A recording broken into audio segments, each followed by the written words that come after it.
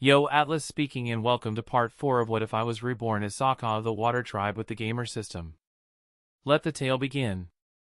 Chapter 76, Arts and Deals. Dead, they are all dead. Every single one of the warriors that I had sent is dead. My naivety got everyone killed.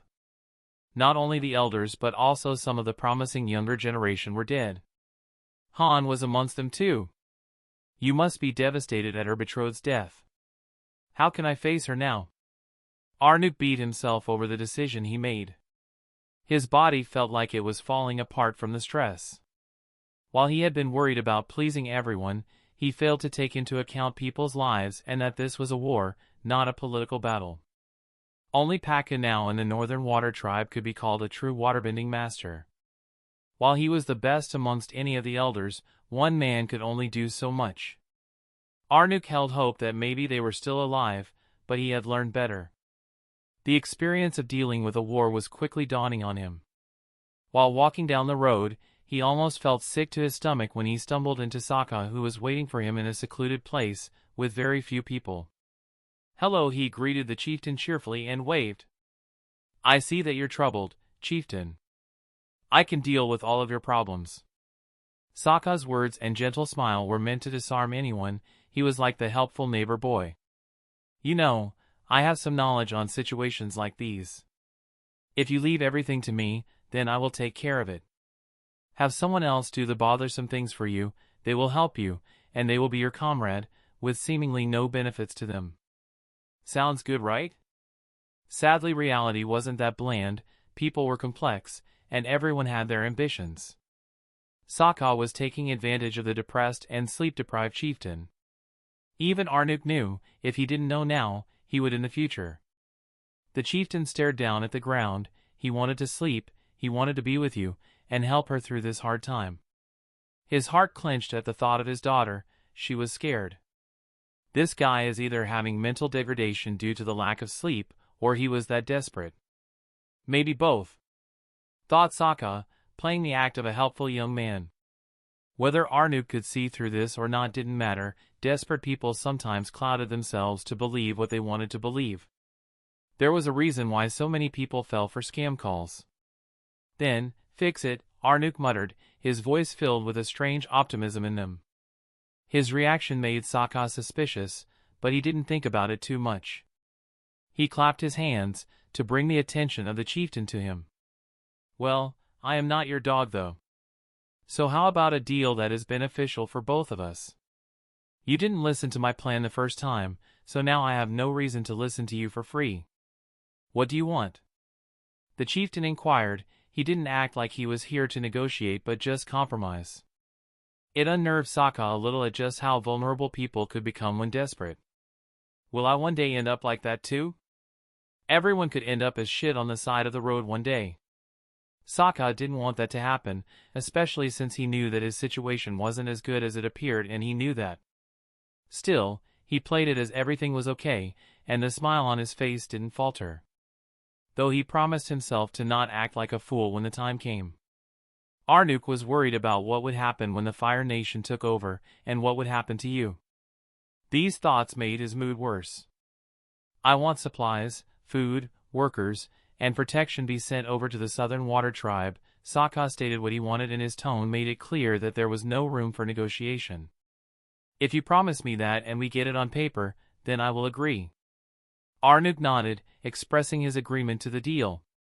Sokka had to try hard to keep his smile down, since in his wording he had been vague and never mentioned how much quantity of food and other things they would have sent to the tribe. Normally such vague words could be used by someone like Arnuk, who was in power, to dodge or negotiate down the deal.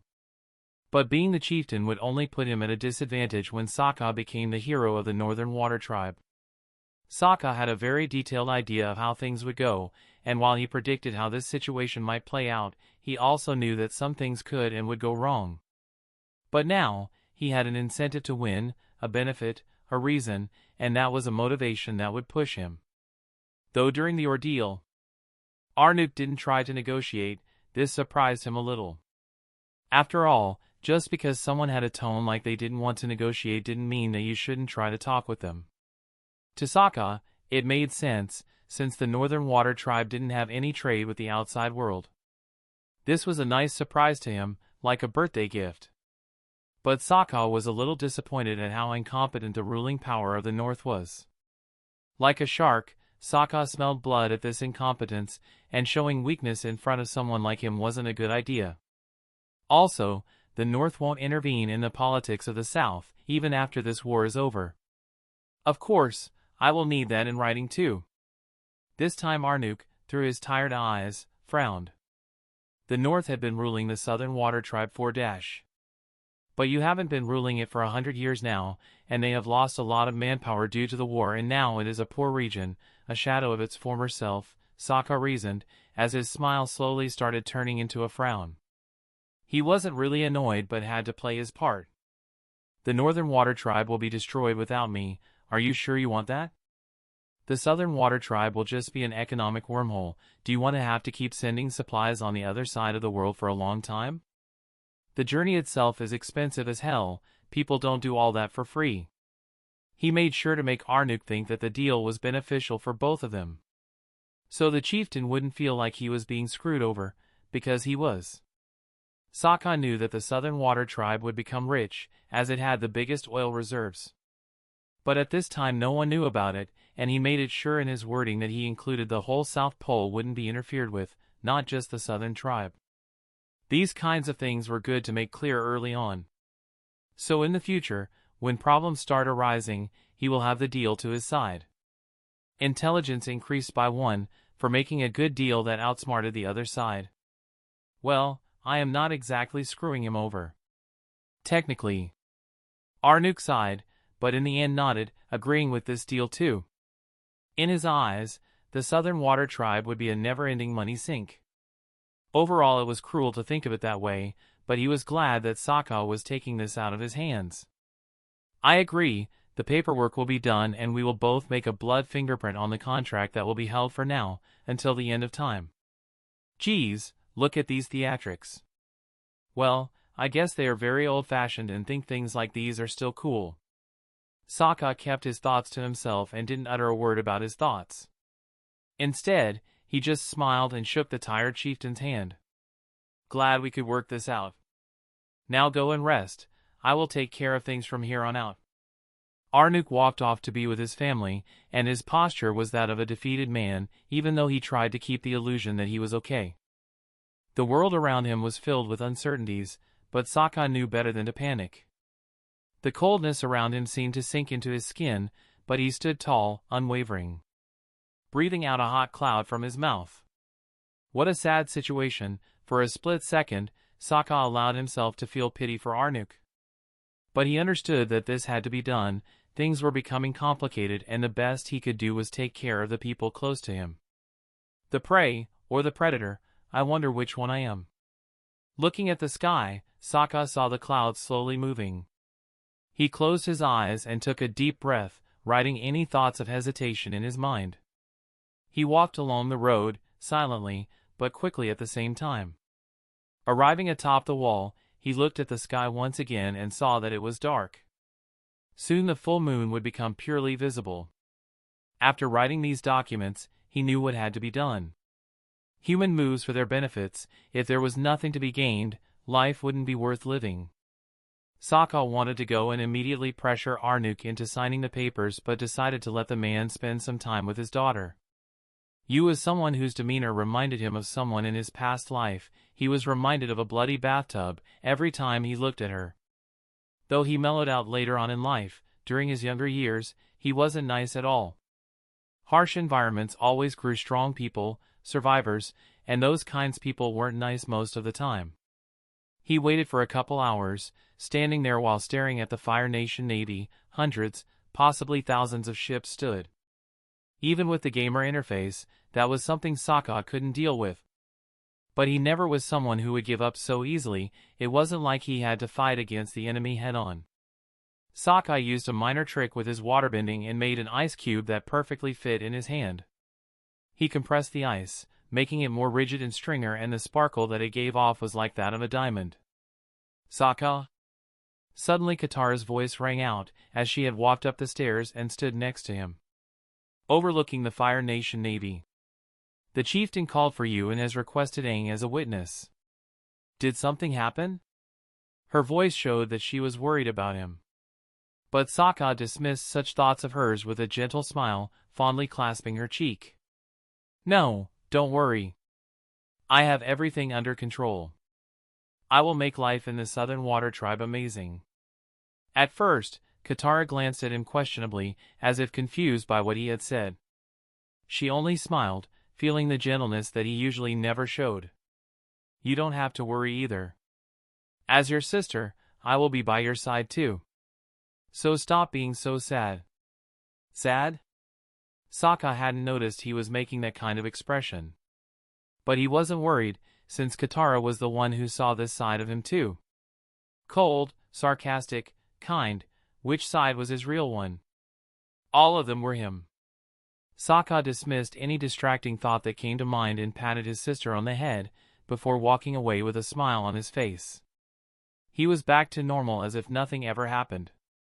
As if he hadn't revealed something he considered a weakness to his sister. As he walked towards Arnuk's home, the people looked at him and talked in whispered tones. Sokka didn't mind it and took this with stride, smiling at everyone. He felt as if a weight had been lifted off his shoulders. Once he arrived at his destination, he saw Arnuk's humble home. It had one floor, with no extravagant decorations on it either, and from the outside, it seemed like something a middle-class family would own. The windows were made out of something that seemed like transparent ice, and it made Sokka curious if they were made using waterbending. He walked in without hesitation, and even inside, the house was humble, with a small table in the middle for 4 people. A small stone stove on the corner had something cooking within it. Sokka took a deep breath in the house, and felt the cold air permeate his lungs. Like everywhere else in the North Pole, the place was cold. Aang was sitting nervously in one of the chairs. It was clear with his nudging that the young airbender was uncomfortable. He saw Sokka and waved at him. Hey, we haven't been able to see each other a lot lately. Do you know why the chieftain has called us here? Sokka shrugged, acting as if he had no idea. Where is you? That was another question he had an answer to but decided to act clueless. The map was a very convenient tool to have. Sokka. Yu's voice sounded out in excitement before him, and her rushing steps were heard before her hug that made him almost stumble forward. Turning around, he smiled at her and hugged Yu, engulfing her in his arms. Have you gotten better? Yes, she stated, excitedly, as color seemed to come to her face. Yu seemed happier than she had been since the explosion. I knew my good looks would bring anyone back to good health, Sokka jokes, looking Yu in the eyes as his smile dampened a little. Take better care of yourself, or I will be worried.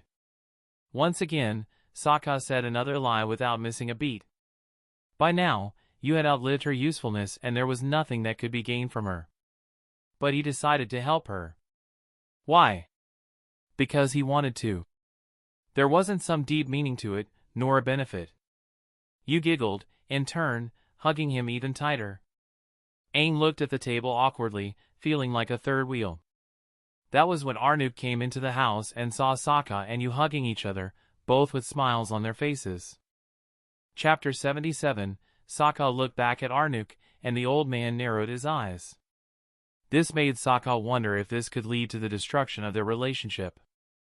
But that thought disappeared as soon as it came. Even if the father wanted to be angry, he couldn't. The situation was in Sokka's favor, and if one was as powerless as Arnuk, he couldn't do anything. Also, Yu didn't seem to be angry and instead appeared to be happy. There was no sign of her previous fear. Arnuk could do nothing but sigh. I am glad that you seem happy. Did you eat anything today? Sokka smiled. The situation didn't escalate at levels that it could have, and with Yu going to get whatever food was on the stone stove. He sat down next to Aang, with the chieftain sitting opposite of them. Sokka's heartbeat increased rapidly, but he calmed down, reasoning that there was no reason to be nervous. While he had carefully thought out the plan, he didn't know whether it would be something the chieftain would accept. Had he noticed the loopholes in the contract? Was there something he had missed? Even while such thoughts started plaguing his mind, Soka kept calm and acted accordingly, casually sitting on the chair as Arnuk pulled out a contract that was several pages long. "Well, I have thought about everything, and have decided to accept your terms." Soka almost jumped up in excitement, as a smile seemed to make its way into his face. "I am glad that we could agree, chieftain." Arnuk nodded, smiling back. The atmosphere in the room seemed to change into a pleasant one. What am I supposed to do here?" Aang asked, fidgeting awkwardly. Soka took the papers and handed them over to him. He later on planned to teach the young Avatar about life and how to deal with situations like these. While Aang had the potential to save the world, sometimes the world didn't want to be saved, and peace wasn't so easy to be held. Soka knew how to hold peace, and weapons aren't that useful during times of peace, but pen and paper are. "Read them carefully," Soka advised him. With the Avatar here, the deal would last at least until Chorus Reign and have validity till then. Of course, he predicted that the Northern Water Tribe would get overwhelmed by greed. Well, not the whole tribe, but those in leadership positions would be filled with greed. From today onward, this deal would hold out for as long as Soka did whatever he could to stop the Fire Nation. If he didn't, then the deal was void. At what seemed from the surface level of the contract, there was no big drawback, as the Northern Water Tribe wouldn't have to give anything to the Southern Tribe if the former was invaded. Soka knew that the best way to make a deal look enticing to the opposite side was to make sure the other party didn't feel like it wasn't screwed over. "As the Avatar, you will be the witness on the deal made today," Arnuk stated, and Aang was overwhelmed by the situation and agreed. "Arnuk, you old bastard. You are more manipulative than you look." Soka contemplated. Others might have dismissed Arnuk's words as something said casually. But he had just essentially said, "Remember this, if your part of the deal fails, we aren't sending anything to the Southern Water Tribe." It always made Soka wonder just how someone so soft-spoken like Arnuk was in such a position of power. But then it came to his mind, he wasn't soft-spoken. He remembered how in the original Avatar timeline after the 100-year war was over, this same man had orchestrated with the other elders a slow but sure influence in the Southern Water Tribe, trying to steal the oil in there and take the place over. How could someone soft-spoken become a chieftain? Getting married to the previous chieftain's daughter. There was no way everything was as easy as it seemed. History would never mention these things. But there were bound to be many guys aiming for the previous chieftain's daughter. It was clear that while Arnuk was incompetent when it came to matters of war, he knew what needed to be done. Should I kill him now?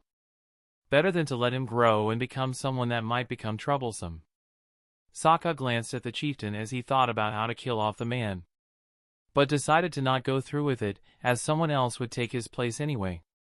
"Is something wrong, Soka?" inquired Aang, curiously. Soka shook his head with a harmless smile on his face.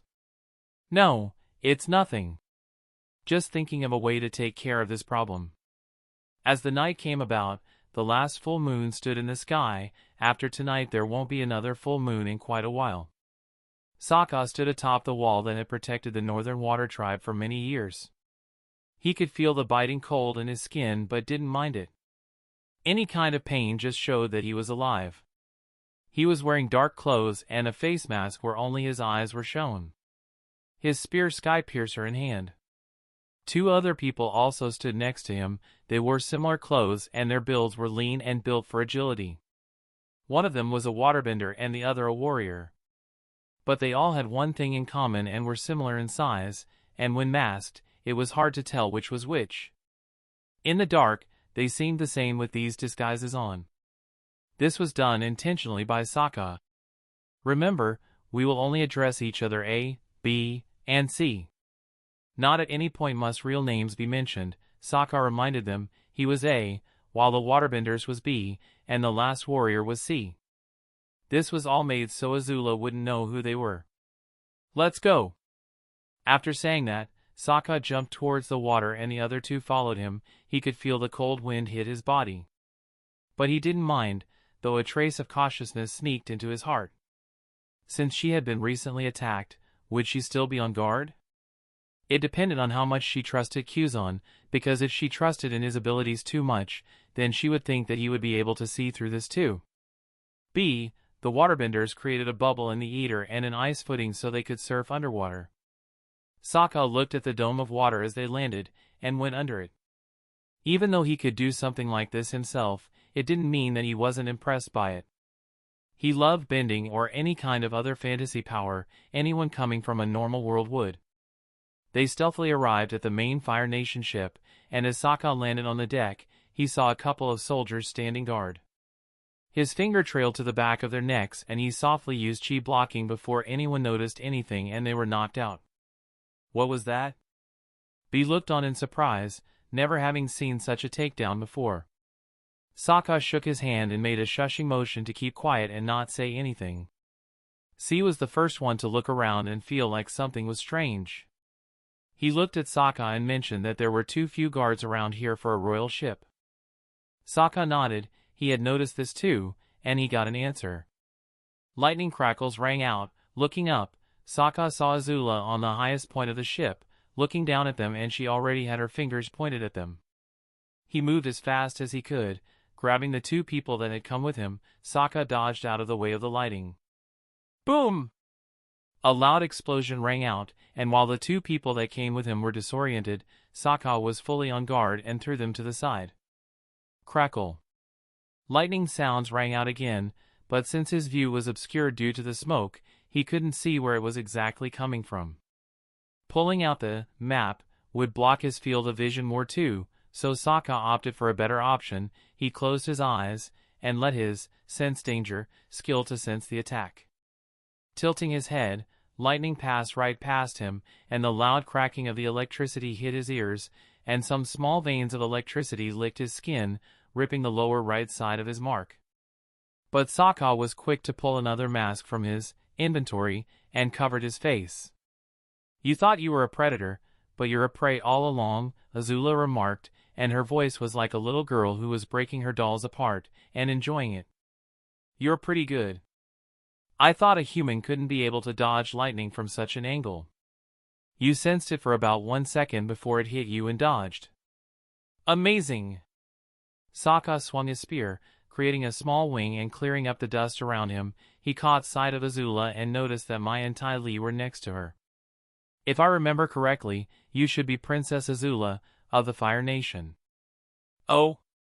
It seems like you have learned something from the Avatar, she smirked mockingly. It's an honor to have someone as great as him remember me. Her voice was dripping with sarcasm. But Soka didn't mind it too much. You're pretty, kinda hard to forget that. Oh? Is that so? Well, sorry, but I am already taken, she chuckled and she shot out 2 lightning bolts from her fingers. Soka didn't dodge and let the attacks hit him. Even if he dodged, it would just turn into a game of cat and mouse, one that he would lose, since Azula had prepared quite well. She had distance and all. Bzzzt. Electricity traveled through his body, shocking his blood, burning his burns. The degree was so high that it could have paralyzed anyone else. He slumped on the ground, and the soldiers started walking forward to capture him. B and C who were with him looked around in fear. While the warrior was ready to fight, the waterbender was ready to run away. He didn't want to die here. Stop! Azula warned the Fire Nation soldiers, narrowing her eyes at Soka. You can get up. I know better than to fall for a trap like that. Next time try and act like you're in pain, and you don't seem burned at all. A sigh came out of Soka. He got up and dusted himself. Sheesh, I hate enemies who think these things through and catch onto small details. Soka stared at Azula standing up there, and he had many ways to get there but knew that she probably prepared many things to stop him from doing that. He could also use his teleportation boots, but he didn't want to waste a usage of theirs. Or expose his gamer powers. Well, he had another plan on how to deal with this. I see, so you have a spy in the northern tribe? Soka smiled maliciously. Azula didn't show anything more than a small twitch in her eye. When I go back to the tribe, I will make sure to kill and torture him to death. His screams filled with pain will ring through the night. A blue blast of fire shot towards Soka, but the waterbender teammate made himself used and pulled a stream of water and blocked the fire. It was Sokka's turn to look Azula in the eyes with a knowing gaze. "Oh? No lightning anymore? I heard that you need to be controlled to use lightning. It's called the cold-blooded fire for a reason. So that must mean that you're super pissed off?" Azula's eyes turned cold. Unlike before where she milked him, she was different. "Ty Lee, we are killing him." Ty Lee flinched. She had never felt Azula's aura grow so cold and angry at the same time. "I will show him torture." "Well, I have nothing to do until the new moon passes. Seems like this guy will help me pass time." "Oh, so I was right? You have a spy in our tribe, and you must care about him quite a lot." Sokka licked his lip as he activated the acting skill and made sure to express his emotions into Azula. "I will enjoy myself while killing this boyfriend of yours. Now I also learned from you that he is a boy. This will make it easier to find him." Azula at first didn't do anything, but she clenched her fist until her nails sank into her palm and drew blood. Her eyes became bloodshot, and she jumped down. "I will kill you." "Azula!" "No!" Mai yelled out, but it was too late. She had fallen for her enemy's ruse. "Don't worry, Mai, I can deal with them. Ty Lee, come and help me, just in case." Azula was still somewhat calm. Lightning crackled around her and her hair floated upward. Lightning may be called the cold-blooded fire, but only amateurs can't use it when they are angry. *BZZZZZZZTTTTT. Asterisk. "Oh really? Then your soon-to-be dear boyfriend will be happy that you have come so far." Sokka seemed to hit every button to anger Azula. Chapter 78, What a Crazy Bitch. Azula was something else. The look she gave me made my heart feel like a frozen bag of ice. What a scary chick. BZZZZZT. She shot lightning at point blank, but I dodged, easier than before. The normal Azula would have shot fire to cloud my sight and then shoot lightning. Even if I knew what she would do, I wouldn't be able to dodge it. She seemed angry and slightly panicked. That was enough to stop her from making the best possible move with each attack. If she wasn't fighting me at her best, the difference between us. Fwish! Within an instant, I was within her inner zone, and lightning couldn't protect her as my spear slashed through her midsection, drawing an arc of blood in the air. The difference between us is too large. Fighting against a stronger opponent recklessly wasn't how you did it. You needed to plan and exploit a weakness. Essentially, by gaming terms, it's called spamming one move and camping. "Azula!" Ty Lee yelled out worriedly and rushed towards her friend. Mai threw a couple of weapons at me, but I casually picked them off the air, making sure to not let them puncture my skin, as I could tell that there was some deadly poison in them. "Hey, you might hurt somebody by throwing these things," I warned her. With Azula injured, no one in this place would be able to stop me. Unless Iroh was here, I could kill everyone in here before reinforcements from the other ships arrived. Though if I wanted to kill everyone, then I would use waterbending. But killing everyone in my way wasn't the answer. With my identity as Sokka, Azula probably hated me, but as Kuzan she might have other thoughts. I had bigger plans for her, and she has a bigger role to play. For someone like her to die so early, it would be a shame. Killing her would be the same as killing an abused child. I turned around and went towards the two downed men. The waterbender was barely conscious, but I made sure he saw what happened. Jumping into the water, I was greeted by extreme cold, but even while holding two people in my back, I swam away like a dolphin. Swimming skill was something else. The thought of killing Azula did pass my mind for a split second. After all, she was growing more intelligent each day, and with me there, she will grow up to become a force to be reckoned with. But if she was on my side, that would change everything. If I don't succeed in this, I will have a very powerful enemy to deal with in the future. Sokka's body started feeling the cold quite badly, and he started losing HP due to hypothermia. Since it was night, the water was especially cold. Just the burning pain of the ice-cold waters would have made someone pass out and want to give up. Soka had a little advantage as while Gamer's body didn't cancel pain completely, but it still helped. After arriving at the walls, there was no one waiting for him. But Soka didn't mind and took 2 daggers out of his pockets and started climbing, with the 2 people tied to him. These days it feels like I am always carrying everything, he muttered, a little annoyed at having to do something like this. Still, even while climbing he kept an eye on the Fire Nation ships. None of them had moved. I thought they would attack me by now. But it seems like Azula is still conscious and giving good orders. To him, it was quite fascinating to see people grow. Even the original Azula would have attacked him by now with all of her forces. But now, she held them back, knowing that attacking right now would only lead to unnecessary casualties. What a smart girl, he grunted, pushing himself over the top of the wall and dragging the now unconscious bodies up. You 2 fuckers, if it wasn't to have you witness my deeds, I wouldn't keep 2 useless pieces of baggage around. C and B, both of which Soka didn't bother to remember or check the real names of, had been there to just keep watch over what would happen.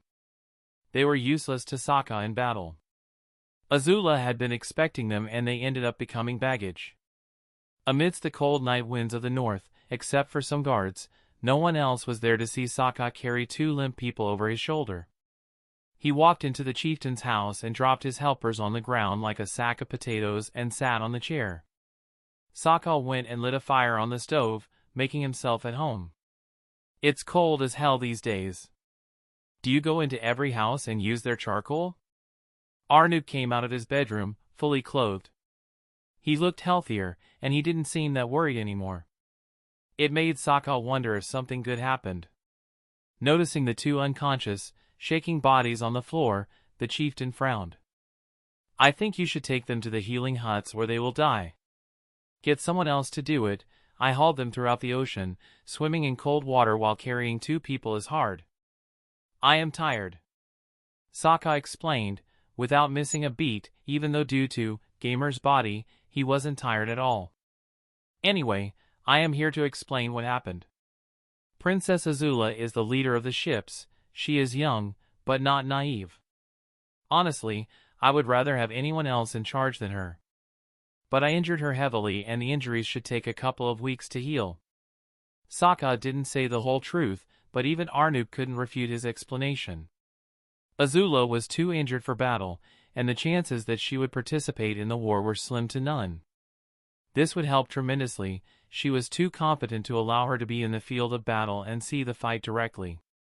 Anyway, I have done my part now. You will hold your end of the deal, right? Soka asked nicely, but Arnuk could see the sharpness in the young man's eyes. If he refused the deal, he felt like something bad might happen. Arnuk nods but doesn't give a definitive answer. Instead, he sits in front of Soka, leaning his arms on the tables, as his elbows brushed past the hard wood. So, what would happen if we are unable to offer what we promised? Soka raised a questioning brow at that. In the original story, Arnuk had been quite willing to help. Since helping the Southern Water Tribe was like helping themselves, they controlled the damn thing and wanted to get into the good graces of the people. How do you get in favor with hungry and poor people? Offer them food. It was a simple solution. So?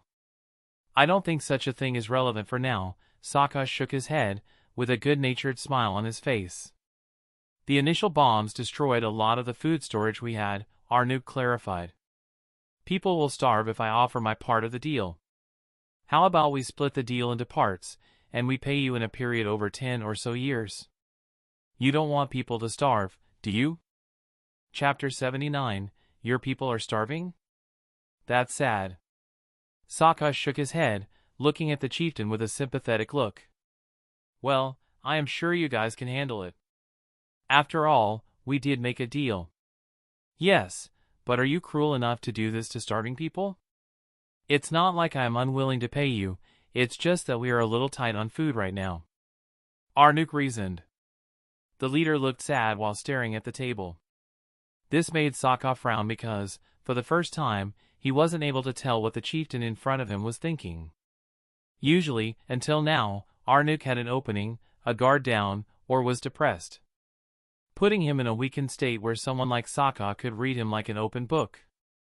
There will always be politics, wherever I go. Well, I do not mind them too much. Soka complained internally, in his mind, but in the end, he shook his head and sighed. Listen, how should I say this in a nice way? He looked at the ceiling.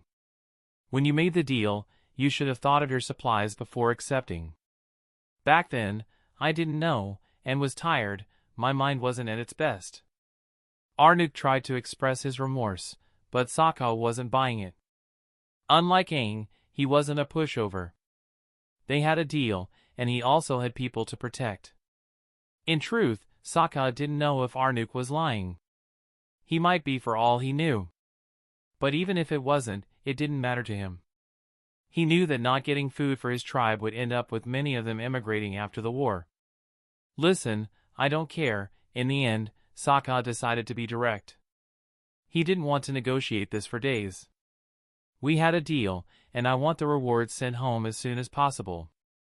Arnook narrowed his eyes. What if I don't? You're friends with the Avatar, doing anything bad could end up dash. You have a beautiful daughter. Sokka's eyes turned deadly cold. It would be a shame for anything to happen to her. The chieftain's eyes widened in shock. Arnook couldn't believe what he just heard. Did you just threaten me? Of course not, but if the reward you promised doesn't come through. Well, young girls die all the time, just slip and break their pretty necks. After saying that, Sokka got up, concluding his discussion. He made it clear what kind of person he was. Stop! Arnook yelled, making the young southern tribe boy turn around, his cold gaze still apparent in his eyes. Boy, don't you dare threaten my family. Remember where you are. Sokka only smiled. He knew that the old man was trying to insinuate that they had Katara here. If something happened to you, then his sister would end up meeting the same fate. But Sokka didn't mind at all. Then you should remember who the people like more. Titles don't give you magical power, and a civil war would be bad during these times.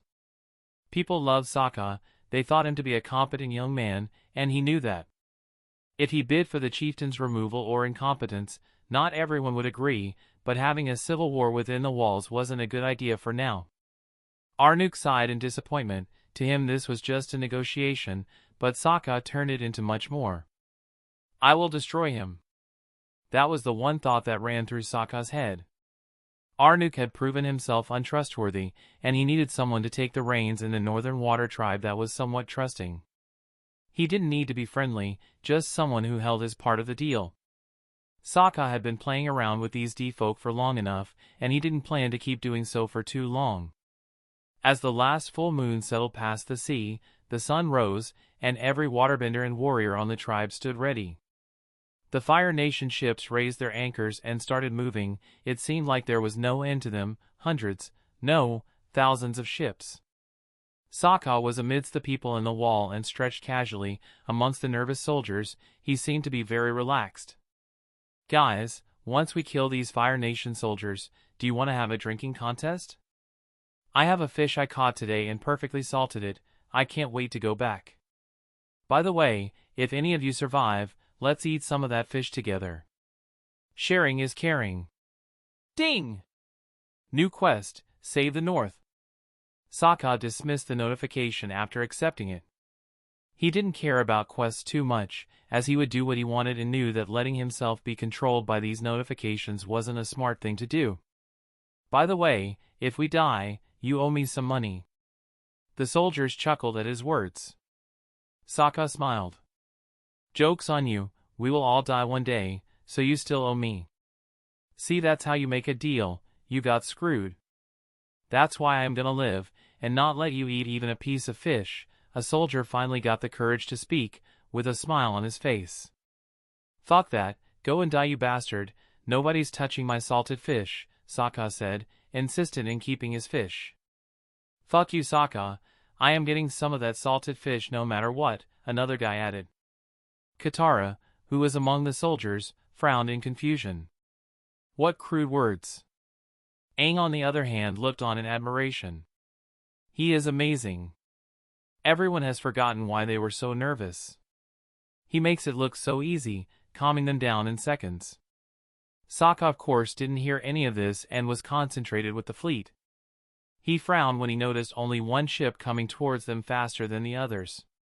It wasn't the royal ship and confused Soka why that one ship was coming closer faster than the others. It would be a death wish for the members in it to do so. Suddenly, like a lightning bolt, an idea struck him. "Oh Azula, you came up with another amazing plan." Though his words sounded mocking towards the princess to anyone who heard him. In reality, he was executed, hoping that Azula would end up on his side. Having someone like her with him would have this war be won with almost 100% certainty. Simply killing Oza won't end the war. It wasn't that simple. But these things can be solved differently. Sokka's mind moved at speeds never thought before as he saw the ship approaching. "Everyone! Get off the wall." Usually, people would believe that the enemy made a mistake and sent a lone ship, which was the same as putting your hand in a lion's mouth. The enemy making a mistake would make the opponent seem incompetent. Who didn't want to believe that their enemy was incompetent? That sense of relief, happiness, and hope. But Sokka was no fool, while he didn't know if Azula was even conscious due to the injuries she gave her. But there was one thing he was sure of: Azula was vindictive enough to not allow her men to do something stupid like this.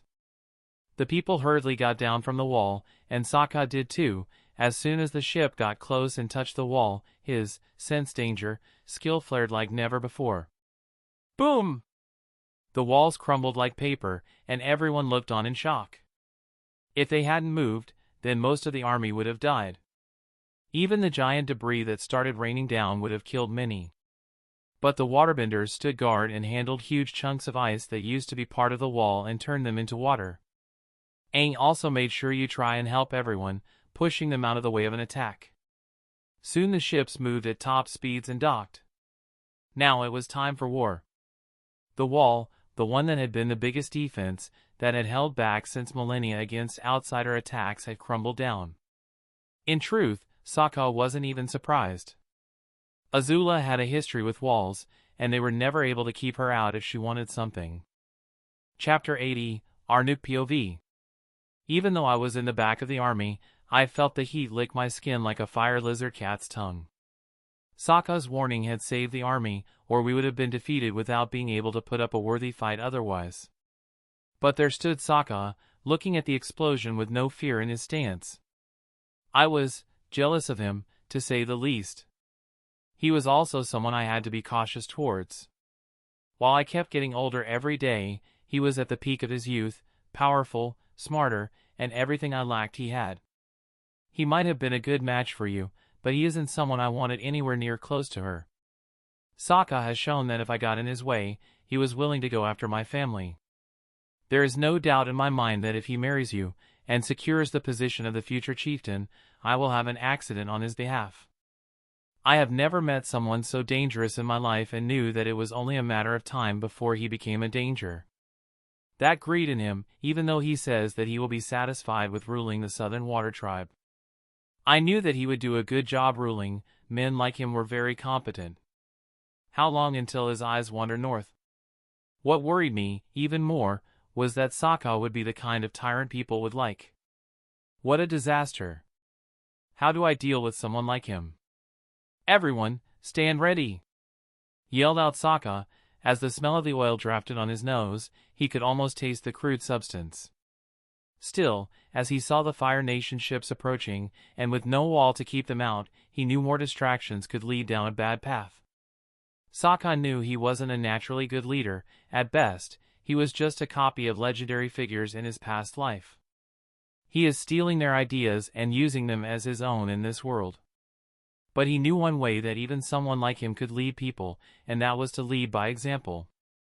I won't let someone do what I am not willing to. Acting injured like and keep going on after a while will improve my public opinion too. So with that in mind, he was the first to charge. He felt the heat rummage through his clothes and dry his skin, as a sea of fire was in front of him. Waterbenders! Douse these flames down or they will just be fuel for the enemy. Sokka's words vibrated through the air, and the waterbenders listened to his command. He had just saved their lives, and while they were still in that high, they would do anything he ordered them in this war. While the flames settled down, with streams of water dousing them out, 3 ships had already docked and many soldiers came out of the ships. Soka's map was covered in red dots, and he knew that the chances of winning this war had plummeted to rock bottom. But he wasn't giving up yet. While he didn't like the rulers of the North, he needed them in case Aang failed his mission. The next avatar in line would be water, and he didn't want to have it be born in some unknown place. As soon as fire blasts were shot at him, Sokka dipped low and ran like a rat, escaping all the flames and mercilessly decapitating 2 Fire Nation soldiers. The first to set foot in the Northern Water Tribe. "You should have stayed back home," he warned them, as his eyes turned cold. But by now, he was surrounded by firebenders and non-bending Fire Nation soldiers. But even then, he had a smile on his face. The enemy wasn't showing any sign of stopping against him, nor were they fearful. With their overwhelming numbers, which even with the full army not yet all docked they still outnumbered every soldier of the Northern Water Tribe 1 to 10. Boom! Blasts of smoldering flames are shot at him, forming a giant pyre of flames where he stood. The Fire Nation soldiers were ruthless, just as Princess Azula had ordered them to be. The rock-burning heat stood there, as a tirade of flames formed. But as the fire cleared out, there was no one there. "Did we burn him to ashes?" asked one of the younger firebenders. "No," one of the veteran members shook his head. "That's not how human bodies burn. There is no smell of flesh either. Keep on guard." This guy was the one who was leading this initial team of attackers, and Azula had put him in charge because he was competent. He narrowed his eyes and saw the ice where Sokka stood was cut into a circle, just enough to fit his body underwater. "He is underwater!" As soon as he yelled out his warning, 2 hands burst from under the ice and clasped his hands around the root of the veteran's feet. Crash! The Fire Nation soldiers could do nothing as their commander was pulled underwater, and panic settled upon their hearts. But a couple of other soldiers took command without much problem. "Be careful. Make formations as the waterbenders are coming. Get the Rhino squad ready. We will dash." Asterisk burst. Asterisk. Suddenly, 2 human hands came out of the ice again and clasped their hands around the feet of one of the new people in command. "Sure dash." He didn't get to say any more as he was pulled under the ice, and the water under the translucent hard water became red with blood. "He is targeting the commanders," muttered the only one left to command the soldiers. Still, even though he knew what would happen next, the soldier fearlessly glanced at his soldiers. "Don't worry. Keep the wall standing and let the Rhino troop disengage. We will beat the waterbender just like that. No matter what happens to me, don't panic dash." 2 hands once again burst from the ice, and the man tried to turn them off with his firebending, even though his own feet were in the hit range of the fire. But before he could injure his attacker, he was pulled underwater and saw a tan-skinned young man with shining blue eyes look at him coldly. The commander started regretting his choice, as he didn't want to die and even had a mother to take care of, back home. But he remembered Azula's promise and knew that his mother would be treated well, and pulled out a dagger, ready to attack. Fwish! But he had no chance, as even underwater the man's spear seemed to move at blinding speeds. The commander protected his throat with his dagger, but it was useless. The spear cut cleanly through the metal and slashed his neck. Even if Sokka wasn't able to decapitate him, the man died nonetheless. Above where the soldiers had formed a wall to fight against the incoming waterbenders and were ready to fight against them just like they had been learning. Princess Azula had spent quite a bit to teach them how to fight against waterbenders and hadn't wanted the time they had spent anchored outside the walls while waiting for the full moon to go away. But what none of them noticed was Sokka coming out of the ice from behind them. He let the panicked commander speak because while the now-dead commander was a good leader, he had been panicked. Fwish! With his mighty strength, Sokka swung his spear, creating a rough wind and killing many Fire Nation soldiers whose backs were turned. Aw! Help! Monster! Chapter 81. By the time the waterbenders came and clashed against the Fire Nation soldiers, Sokka had killed many of them already and it had been a massacre. Soka seemed a little injured but overall seemed to be well. But the ground was drowned in blood with a river of red, corpses, terrified faces of the people, flames, and the murky smell of despair reeked all around. Looking at the corpses in the ground, even the Water Tribe soldiers couldn't help but gulp in fear and respect. Some were horrified, as amongst the Fire Nation soldiers were those that had died with their eyes open, and it felt like they were staring back at them. Not anyone can just go and do something like this. How many do you think are there? Seems like at least 50. Damn, that's a lot. Though they spoke in lowered voices, Soka could hear them. Thinking about killing people and then doing it were two different things. Even he was grossed out and a little perturbed by the corpses. If it wasn't for Gamer's mind, he would have thrown up due to the smell. It was truly horrible. A sense of guilt clawed at his heart, as each of these people had a family, sibling, mother, children. Everyone had someone waiting for them. But as soon as it came, Soka crushed that guilt with ruthless ferocity. He couldn't let himself think about that, or he would end up becoming miserable. Not even Gamer's mind would be able to help him against himself. Gather the corpses and burn the bodies. They can't be returned to their families in that condition anyway. But don't worry, I know they won't attack for a little bit, Soka reassured the men, and just like he had said, the Fire Nation ships seemed to come to a halt. There was no doubt in his heart that Azula had seen what he had done, and even while she might be angry at him, the princess wouldn't be reckless to send more troops into a slaughterhouse. Soka was confident in Azula and knew that she might come up with a good plan to take care of him. But for now, he also could somewhat guess where she would move and what she would do. Opening his notifications, Soka sees that there were multiple of them, notifying him that his intelligence had increased by 3 and wisdom by 2 for outmaneuvering competent commanders and a genius strategist, Azula. Int 43-46. Wis 30-33. He waved at the waterbenders and pointed towards the destroyed walls. Be careful and always keep guard, or before we ever know it, the Northern Water Tribe will be slaughtered. After that, Soka picks one of the younger men and whispers in his ear. Have the civilians move to the back of the Water Tribe. The Fire Nation will have no mercy on them either, and soon catapult shots will start coming. Then he walked off. Soka planned to butcher as many people as the Fire Nation threw at him until they eventually gave up and the Fire Nation's people's spirits broke. By the time Azula realized that Soka didn't need sleep or rest, it should be too late. Even to him, the plan wasn't too reliable, but Soka didn't have a lot of time to do anything, and most of his effort was spent taking care of certain people that would have grown to be troublesome.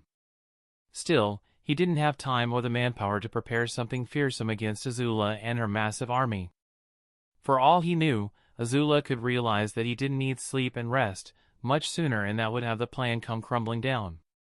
There is another way, but I did not want to do it. Soka contemplated, and the faces of the people he had killed came to mind.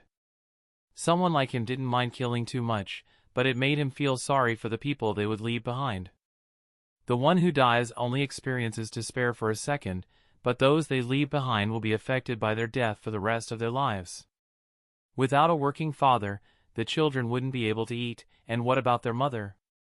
There were many things a mother would do for her children, and there weren't a lot of things women could do freely at this time. Fire Nation accepted women as soldiers, but would a mother be able to join the army and leave her children alone? There was one option that a woman and mother in that position could do, and that was prostitution. The children would be affected and bullied for that. Each person Soka killed today, he wasn't naive enough to not understand all of this and what he was doing by killing these people. Ding! For understanding the pain you're causing the people you kill, intelligence increased by 1. Soka clenched his teeth and his hand formed into a tight fist, but he released a sigh as he walked away. What a shitty system. You don't need to remind me of what I am doing here. I am not killing evil people either, just some men and women who want to make a living and have no other choice. Due to comprehending that just because someone is your enemy, it doesn't make them evil, wisdom increased by 1. Fuck you, he swore under his breath and walked towards a certain secret passage. But he stopped once he noticed someone following him. You can come out now, Katara. Next time try to breathe softer, and soften your steps by using waterbending. He noticed her due to having map pulled up, but he still gave her some genuine advice.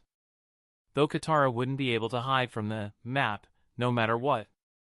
Katara came out of one of the turns in the tunnels behind Sokka, and she walked next to him. Sokka finally was able to get the smell of blood from his nostrils and smelled the perfume that his sister had put on herself or shampoo.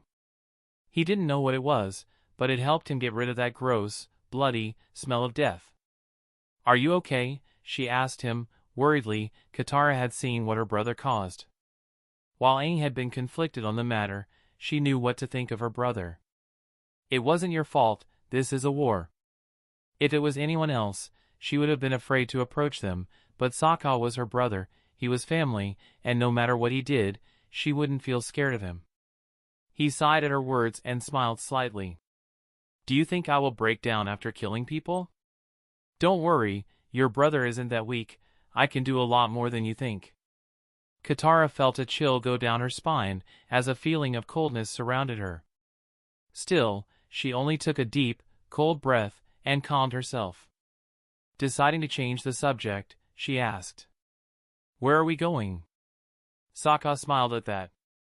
"Someplace where I can end all of this. Sister, I am never sure if you ever noticed this, but I am a very selfish person. I don't compromise for other people, and am vain enough to not change myself for others." His smile turned into a gentle one. Something that she was familiar with. "I don't like killing so many people. More specifically, I don't like how the people that they leave behind end up. Should I change myself to fit this world and my ambitions?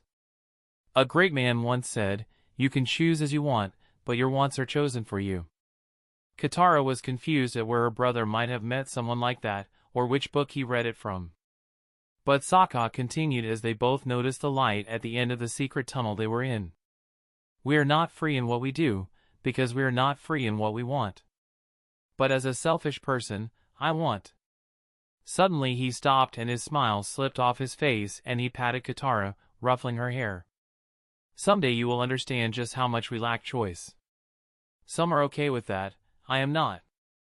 The more he spoke, the more confused Katara became.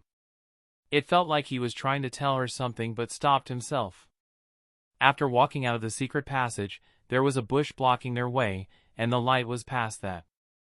They walked out, and Katara was surprised by the greenery around her, but this was something she remembered having visited before. Sokka went and stood in front of the pond. Katara followed and saw that he was staring at two fish chasing each other. Her brother sat down, cross-legged and in a meditative pose. Chapter 82, Wake Up. Katara glanced at her brother, as his body slumped, and she immediately went and let his body lean on her and gently laid him on the ground. Noticing he no longer had his spear with him. Where did he put it? She wondered, but not for long, and just laid his head down and used her lap as a pillow. What is going on inside this head? She smiled, gently rubbing his hair. Before a mischievous look came to her face and she disheveled his hair like he always did with hers. Usually, he would never allow something like this to happen. Suddenly she noticed that the eyes of the dark fish started shining, pulling her out of any petty thoughts. The way the fish's eyes shone reminded Katara of Aang's avatar state. At the same time, Sokka opened his eyes grudgingly, as if awakening from a deep slumber. Getting up, he was in a luxurious room, though there was no shining gold around. The room was big and extravagant, with the bed and the sheets he was covered in being silky to the touch. He clenched his teeth. This was a part of his memory he didn't want to visit, but knew that this was unavoidable. MHH, a feminine gentle moan sounded next to him, and Sokka felt his heart clutch at his throat as if he was about to suffocate, barely able to breathe. She had bright blue eyes, full of life, flowing dark hair, and pale and glistening sweat glued to her body. This only made her even more enticing. "Wyatt, why are you up so early?" Sokka stared at her for a couple of seconds. The name sounded so unfamiliar to his ears. But he knew, this was his previous name. He felt his heartbeat increase like a loud drum, about to burst his ears. Ivy. The name was just so, but he decided to do what he had come here for. "Sorry, I gotta go." He got up and the sheet was stripped from his body, showing a well-built body. But it was all for aesthetic purposes, as Soka knew that this body wasn't anything special. He started walking off, not minding his nakedness. "Are you going to leave me again?" The woman's voice was like sweet honey, as if she was whispering in his ears. Soka stopped for a split second, and turned around, and got close to her. A tear rolled down his face.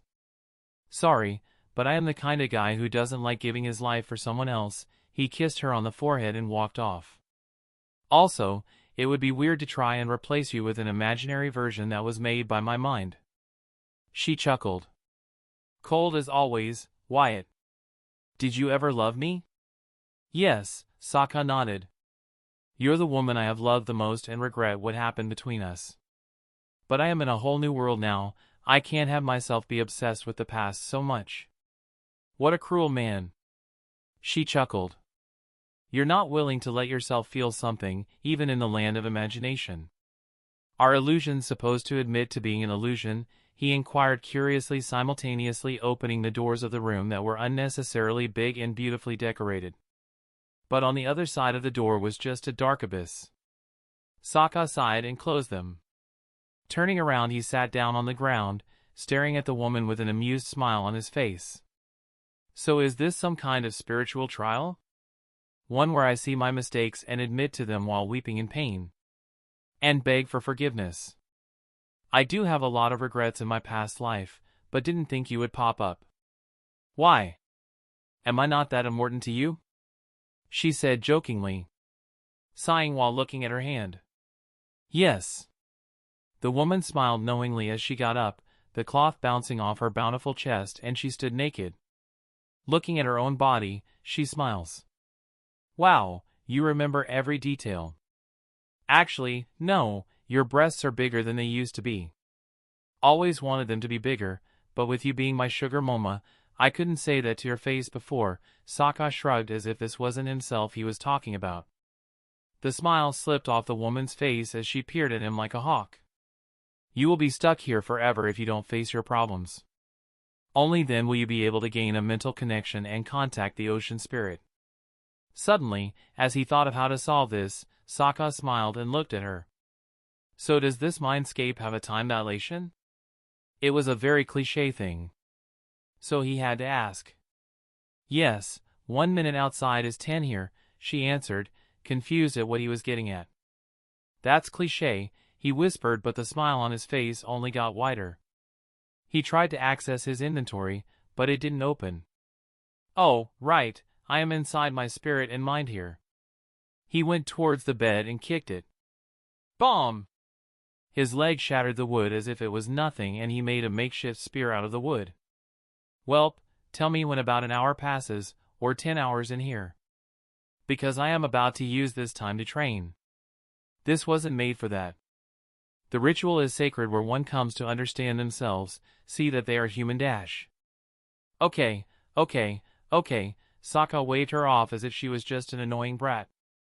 "I will get back to my spiritual awakening and understanding after I finish this training. Because I barely have any time to train outside." She frowned but didn't stop him. "The ocean spirit will be waiting too. Are you sure you want to keep him waiting? He is immortal, he has the time to wait. Not like he has anything better to do anyway." Hours passed, and the ocean spirit was waiting outside in the dark space for hours.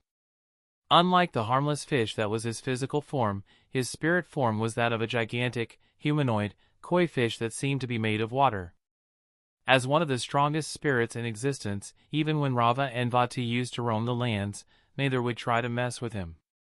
Not because they couldn't beat him, but he wasn't someone you wanted as an enemy. After 10 hours of waiting, Soka's spiritual form started appearing, and he was a combination between Soka, but he was taller, his body better built.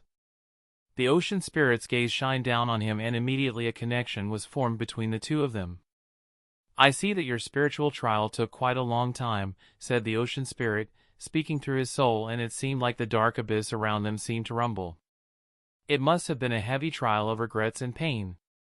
Soka's body went rigid for a second, and he slowly nodded. "Yes, it was a very hard trial. There are a lot of regretful things I have done in my life. Of course, Soka took this opportunity and played out his feelings to the maximum, and looked down sadly, a tear rolling down his face. Yes, life sometimes can be unfair. The ocean spirit nodded, assuming that the young man had been through a lot of pain and trial. So his reason to go through that pain must be very noble. I feel like he is misunderstanding why I was in there for so long. While what happened to her was regretful, she wouldn't want me to wail on and be depressed about her death. If we had changed places, I would want the same for her. Life goes on. Playtime always comes to an end. Sokka's smile turned melancholic at the thoughts of his past life. Sometimes hookups can turn into more than one intended. Chapter 83, talking like this to spirits was something fantasy-like, wondrous, and Sokka could feel the overwhelming presence of Law. It was like an invisible weight was pushing down on him, but was unlike gravity, there was a weight to it. The closest sensation he could describe it was as if the air had noticeable weight, and blood was heavier, and you could feel it moving through your veins.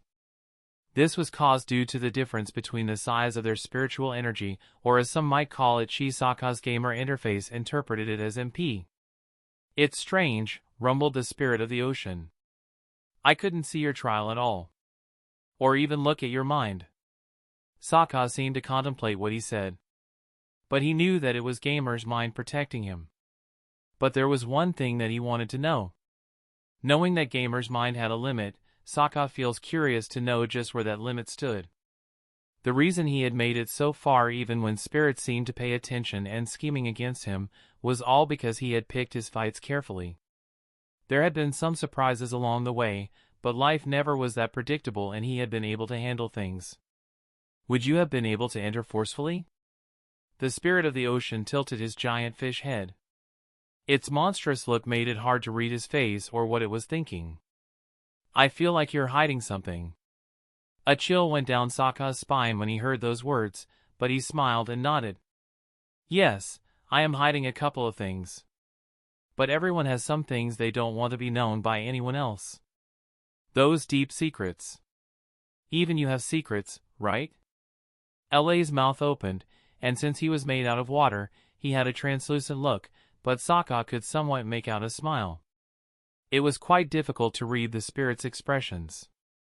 True, we all have our secrets. Law opened his watery palm and it formed a ball of light. It showed him the scenes of what was happening outside. Outside, the Fire Nation princess will attack again soon. Tell me, why are you here? Sokka noticed that the ocean spirit didn't answer whether he would be able to break through his gamer's mind. But Sokka dropped the subject and didn't bring it up. It was obvious to him that Law didn't seem in the mood to talk about it. He changed the subject before, and calling him out on it didn't sound like a good idea. I need your help. Seeing that he wouldn't be able to trick the ocean spirit, Sokka decided to be honest. He thought that the initial misunderstanding might make this easier, but only by a little. Seems like the ocean spirit wasn't the kind to bother or feel pity for humans, whose problems and lives might seem insignificant over the years. The Fire Nation is attacking the Northern Water Tribe. I can't stop them all. Human war isn't something spirits interfere with. The ocean spirit seemed to think about something, and then the aura around him got even heavier. I saw the battle you had against them. He narrowed his eyes that were just two light circles in the spirit's watery body. To me, it seemed like with the help of others, as long as they didn't surround you, would be able to kill many more Fire Nation soldiers. It's not that easy. Sokka shook his head. A reputation of a massacring madman isn't something that I want. Nobody likes monsters. No human should hold that amount of power and be in a position of leadership. There was a reason why the Avatar didn't become a nation leader. No one liked a godlike power being in charge. Sokka wasn't at that level yet, but in the eyes of the people, truth didn't matter that much. Rumors are likely to grow and make it seem like he was stronger than he is. The ocean spirit crouched down, and Sokka seemed like a minuscule bug next to him. It was like a human crouching down to stare at a bug. To me, it feels like you're more worried about your plans going wrong. I have lived for many millennia, and countless humans have requested my help, and I have observed many leaders. How do I know that you aren't trying to use me for your nefarious deeds? Sokka glanced down. The dark abyss almost seemed to look right back at him. Narrowing his eyes, it felt like he saw someone. His eyes sharpened for a split second inside. Sokka's gaze seemed to peer into the giant spirit. I didn't want to do this. But I would suggest you do this favor for me. Sometimes, bad things could happen to harmless fish. Did you just threaten me? Boom! Space crackled, the light stopped, darkness eroded. A blinding dark blue light came out of the ocean spirit's body. You dare threaten me? Sokka's body was blasted backward. The ocean spirit was going to crush his spirit, destroying his existence. But Sokka seemed to luckily escape.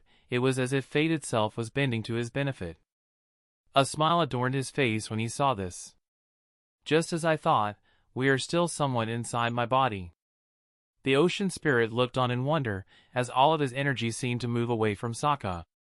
Not even a scratch was in his soul, even though he was attempting to crush the human.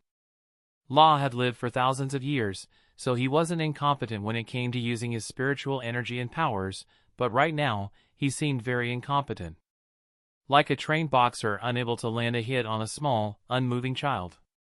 Stumbling before hitting him, there was a chance of that happening, but it had an astronomical low chance of happening repeatedly. The difference between the two was insurmountable, something that Sokka wouldn't be able to close even in 100 years. Yet, even now, Law couldn't land a hit. For the first time in hundreds of years he felt angry. Someone threatened him and the moon spirit. Yet, they were unable to do anything. Sokka stood up, a calm smile on his face, even as the mighty spirit roared and raged at him. Is that it? He asked, with an unimpressed look. Well, while you can easily defeat me, I probably seem like a bug to you. Yet you'll never be able to kill or harm me. What Sokka wanted to do was test certain theories, and he was right. As long as it isn't in the real world, and is in a way like in his mind or spirit, then his luck stat will be able to directly affect the mental world around him. In the real world, the ocean spirit was just a fish, and unless he fused with Aang, he wasn't a threat to Sokka. Even if he tried to kill Sokka by spirit, luck would make it essentially impossible to do so, as he would have to enter a zone where his luck was in full effect. You should have accepted the deal, Sokka said honestly. We could have worked together, and both benefited from the deal. Instead, I had to threaten you, and since you became my enemy, I can't let you go. He looked down. The presence that he thought he saw previously was now gone. So he started walking in the dark space. His steps seemed to climb into the darkness. While you might not be able to directly kill me, you could have some other spirit do it for you. Or you might kill my cute little sister as revenge? That would piss me off. Just the thought of her death because of me makes my stomach twist. I am sure you understand. Imagine if someone killed the moon spirit? Yes, that's the kind of anger I would feel, and that isn't good at all. As Sokka was talking, he walked towards the powerful spirit. Boom! Boom! Boom! Bursts of energy burst through like wave, but Sokka nonchalantly walked past the attacks, none even grazing him. Even as Law tried to kill him, it was ineffective as it felt like some kind of invisible energy was around him, twisting the attacks away from him. Not only is anger bad for health. I don't like myself when I get angry. My parents were always angry, mad at why life was messing them up. You talk too much, yelled out the moon spirit. Boom! The sound rang out like a loudspeaker right next to his ear. Sokka felt like the sound alone would burst his eardrums, but a gentle wisp of strange wind carried the sound away. That was dangerous. Better finish this up. I have no idea how long the luck stack can keep me safe in this. Sokka concluded and got ready to put his plan into action. This was another theory he had. But suddenly, he felt a chilly presence behind him. His spine felt like ice, as if ice had been poured into his brain. Chapter 84, We Are Equal. Sensation fades, and within a blink, the energy around him overturned back to his body. I knew you would show up. The ocean and the moon spirit always seemed inseparable. His body felt like it was floating, and light seemed to escape his eyes. "I see that you planned this," a frosty feminine voice sounded behind him. "But no matter how much you plan things, there will be outward interference that will ruin everything. Especially when you don't know anything." The moon spirit had the humanoid form of a long silver-haired woman, with white pale skin, blue eyes, and long silver eyelashes. She is the kind of beauty that seems so perfect that most would assume that it is fake. There was simply no imperfection on her body. Soka turned around, feeling his heart start beating faster once he saw her. Truly the most beautiful woman in the world, and even top models would pale in comparison. But that feeling was gone as soon as it came. He wasn't the kind of guy that would let his life be ruined by lust. "Well, I thought you would just be a big translucent moon." She narrowed her eyes. "Is that all you have to say after threatening my life?" "No, if I knew you were a beautiful woman, I would have never done that." Soka cringed inwardly at the words that were coming out of his mouth. It was during these moments that the acting skill made itself useful. Except when killing the evil lady, heavily injuring Azula, and massacring some female Fire Nation soldiers. "I didn't harm women." "Yeah, I was bullshitting her here." Soka would kick a beautiful woman in the face without a second thought if they got in his way.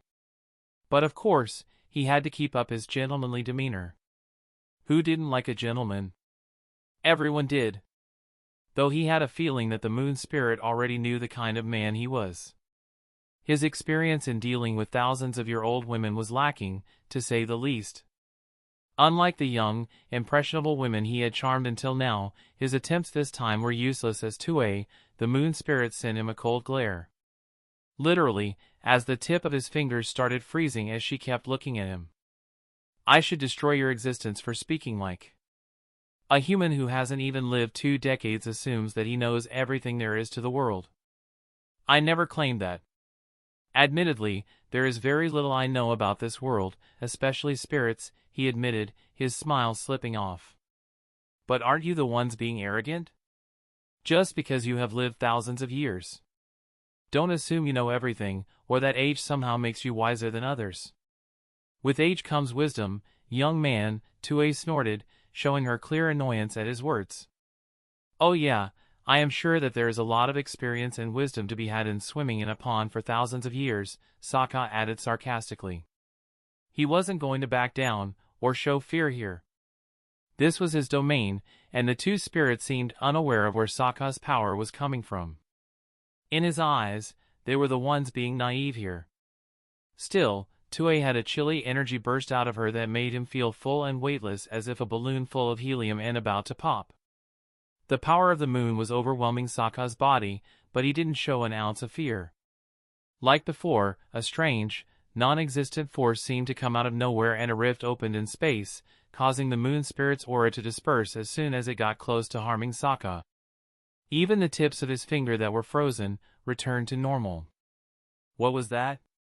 Tue muttered, feeling like she lost connection to her energy for a split second. The existence of such a force baffled them. It seemed like an ant blocking a human foot from stepping on them. It made no sense. Soka suddenly swung his arm, and even he seemed to be surprised as a sudden unnatural force burst out, pushing back even the two powerful spirits. That was when space seemed to warp. Crack! The space around him started to break, as a sudden tremor appeared, and he got a killer headache as if someone was drilling at his brain.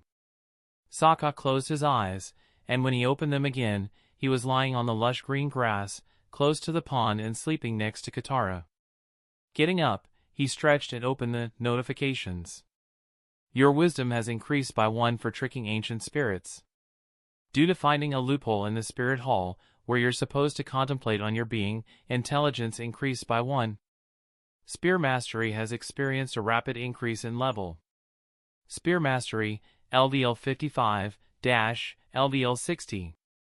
Looking towards the pond, he smiled when he saw the moon and ocean spirits circling each other like always. "Now I know for sure that you can hear me even this way. Since our negotiations initially went wrong, let's admit that we are both equal." He dipped his hand in the water and could feel the warmth engulfing his palm. The water also felt heavy, like mucus. Suddenly the eyes of the ocean spirit shone and the water started turning bright. It was at that moment Katara woke up. Huh? How did I fall asleep? Looking towards the pond, she saw a bright light coming out of it and Sokka's figure stood amongst it. Plop! Suddenly he sank into the pond that wasn't any deeper than up to the knee. Katara hurriedly went towards the pond and saw her brother at the bottom of the pond. There the two fish swam in circles around his face. Sokka's eyes were shining in dark blue light and it reminded Katara of Aang when he was in his avatar state. Katara, stay back, Sokka said, his voice sounding clear even though he was underwater. Also, it seemed like many people were speaking at the same time when he spoke. See you in a bit. Suddenly his figure seemed to dissipate and so did the two fish. The light around the pond dissipated, and it returned to what it was before as if all that had happened was just a hallucination. What the hell was that, wondered Katara, unable to comprehend what had just happened.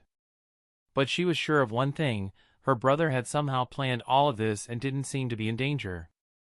When he comes back, I can no longer just ignore what has been happening, she said, with a resolute gaze.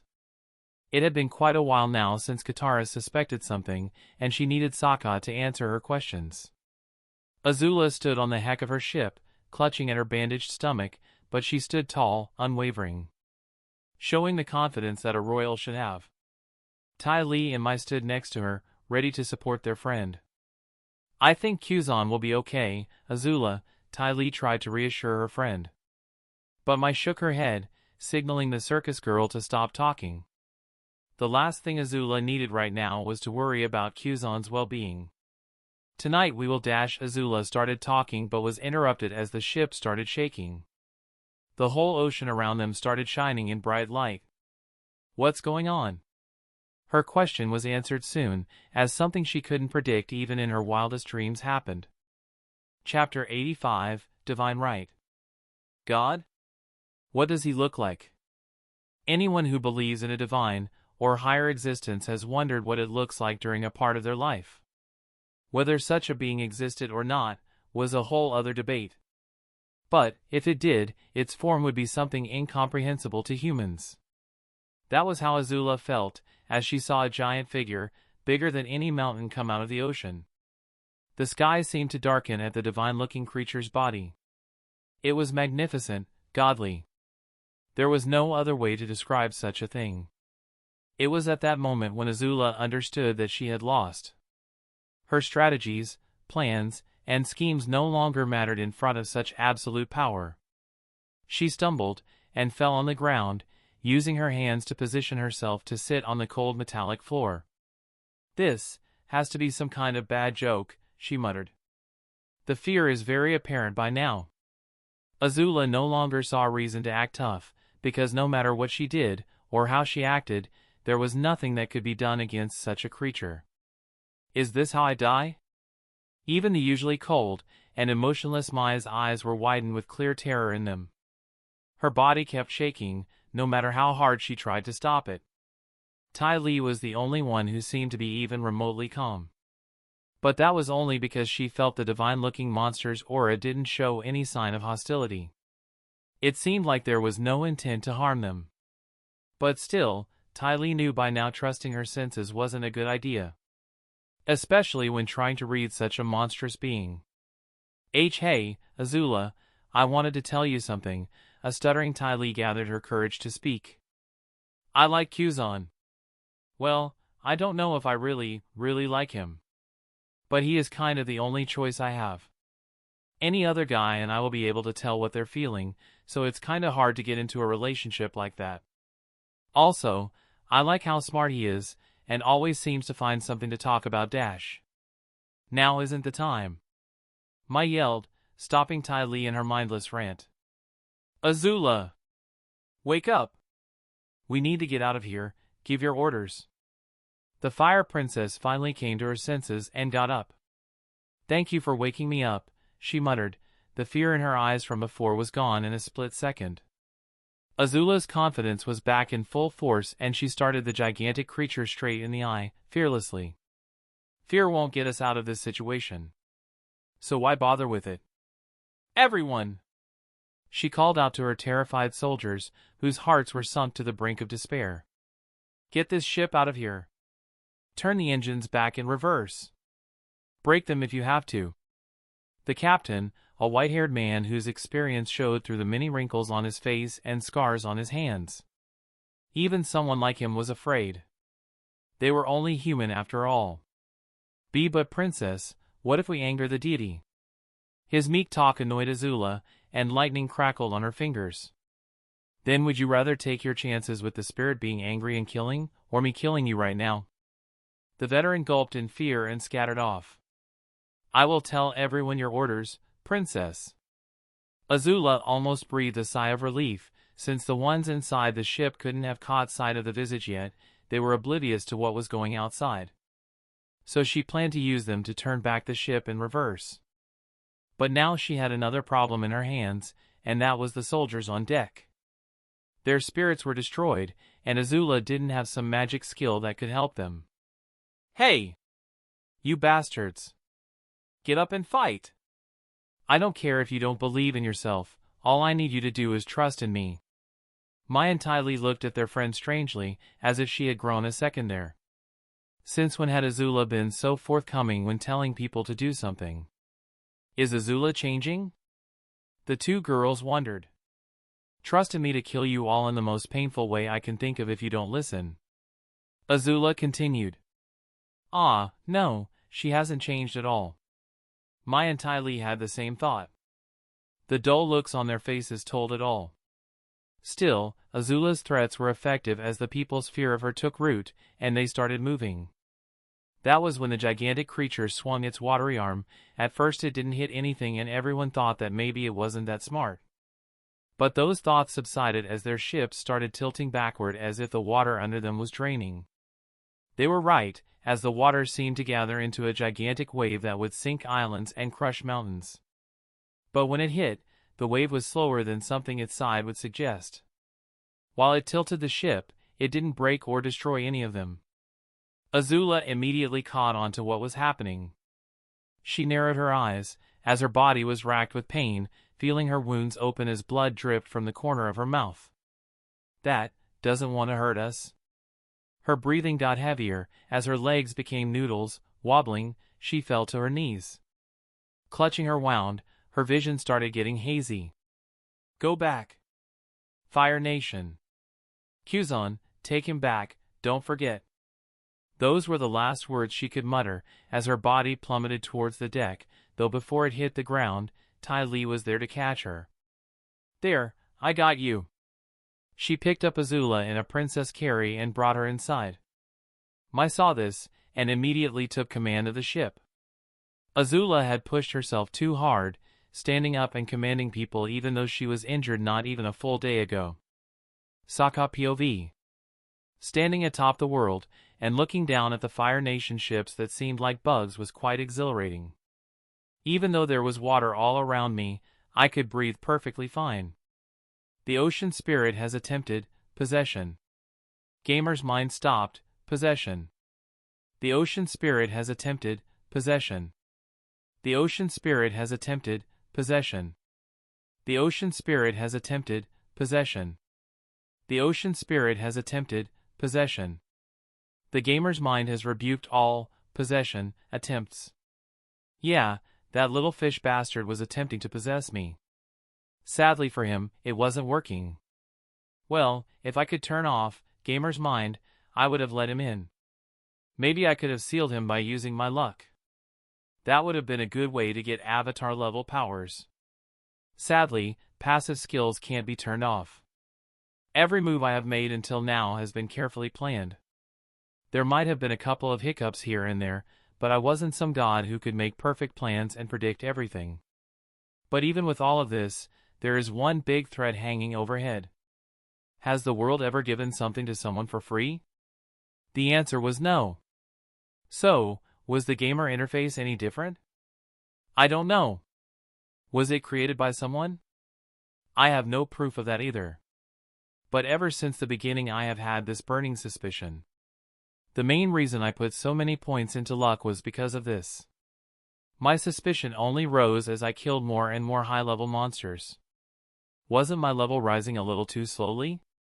That was when it first hit me. If I was a gamer system creator, how would I make sure that the ones who got access to something like the gamer wouldn't go above me? Limiting the EXP, or lowering the intake to 30%? No, that wasn't the right answer. But how about I take more than 50% of the EXP he gets when killing something or completing a quest? Now no matter what, he won't be able to grow stronger than me. At least that's how I would do things in that position. So no matter what I do, there is at least a 60% or more EXP that's taken from me with each thing I kill. It would be safer to assume that the EXP stealing was around 80%. Yes, someone who created Gemmer interfaces wasn't doing so for giggles. No, he had something to gain from them, and that was the EXP. Were there other gamers like me too? From what I have seen so far, there were none in this world. But due to the multidimensional chat, there is proof of other worlds out there. Fuck, I couldn't help myself from swearing. If it came to a fight against other gamers, who would win? A smart guy, a strong guy, or an extremely lucky guy? I wasn't going to be someone else's EXP mule. Even if he was stronger than me, no matter what I did. There's no way someone can stand above me.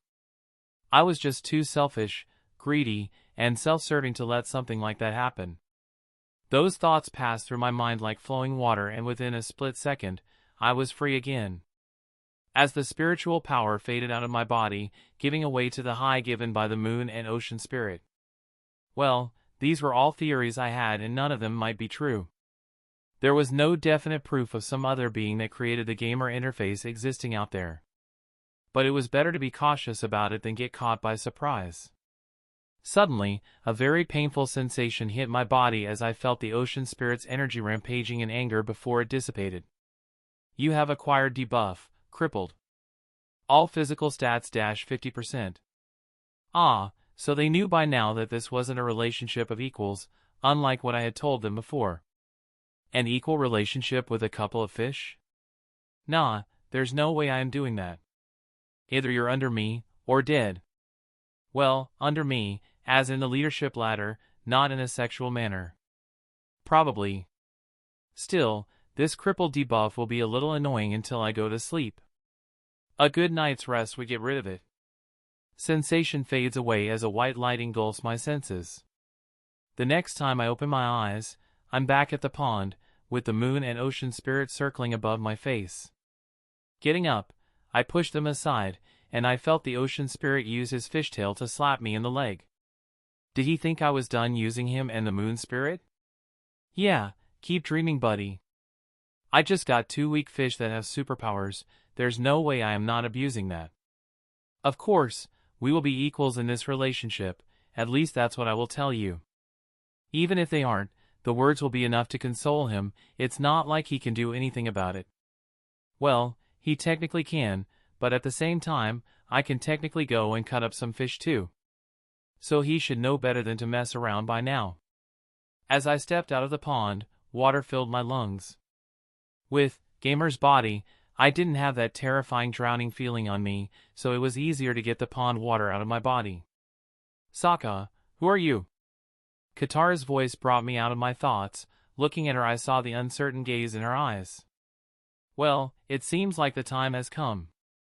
Chapter 86, Dark Passenger. I knew this situation would eventually come. Whether sooner or later didn't matter. But now the question was how to deal with something like this. There were many ways. If I tried to, I might even be able to change the conversation into something else and make the situation seem less important than it seems.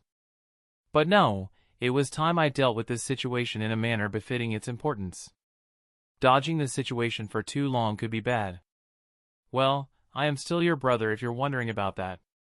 Since this was something I had expected to happen for quite a while now, I wasn't going to stutter or say something stupid. Right now, I need to be more forthcoming. Just as she was about to speak, I interrupted her. Do you know how many times we have come close to death? Back when you were sick, the time Zhao attacked us, both in the temple and his armada of ships trying to shoot us down. That has nothing to do with what we are talking about. It feels like I don't even know you anymore, as if you're a whole different person. I let her talk, and didn't interrupt her. This way she could get out whatever she had to say. But it does matter. We have been in dangerous situations multiple times. I clarified, maybe due to her age she might have forgotten certain things, so I will remind her. You could have died, and so could I. That's why the change was inevitable. Being a foolish, sarcastic brother is okay during certain times. But this is no longer a situation where I can act foolish and go penguin riding with you. You never went penguin riding with me. Well, it's a childish game, why would I? Welp, better think my words carefully before saying them.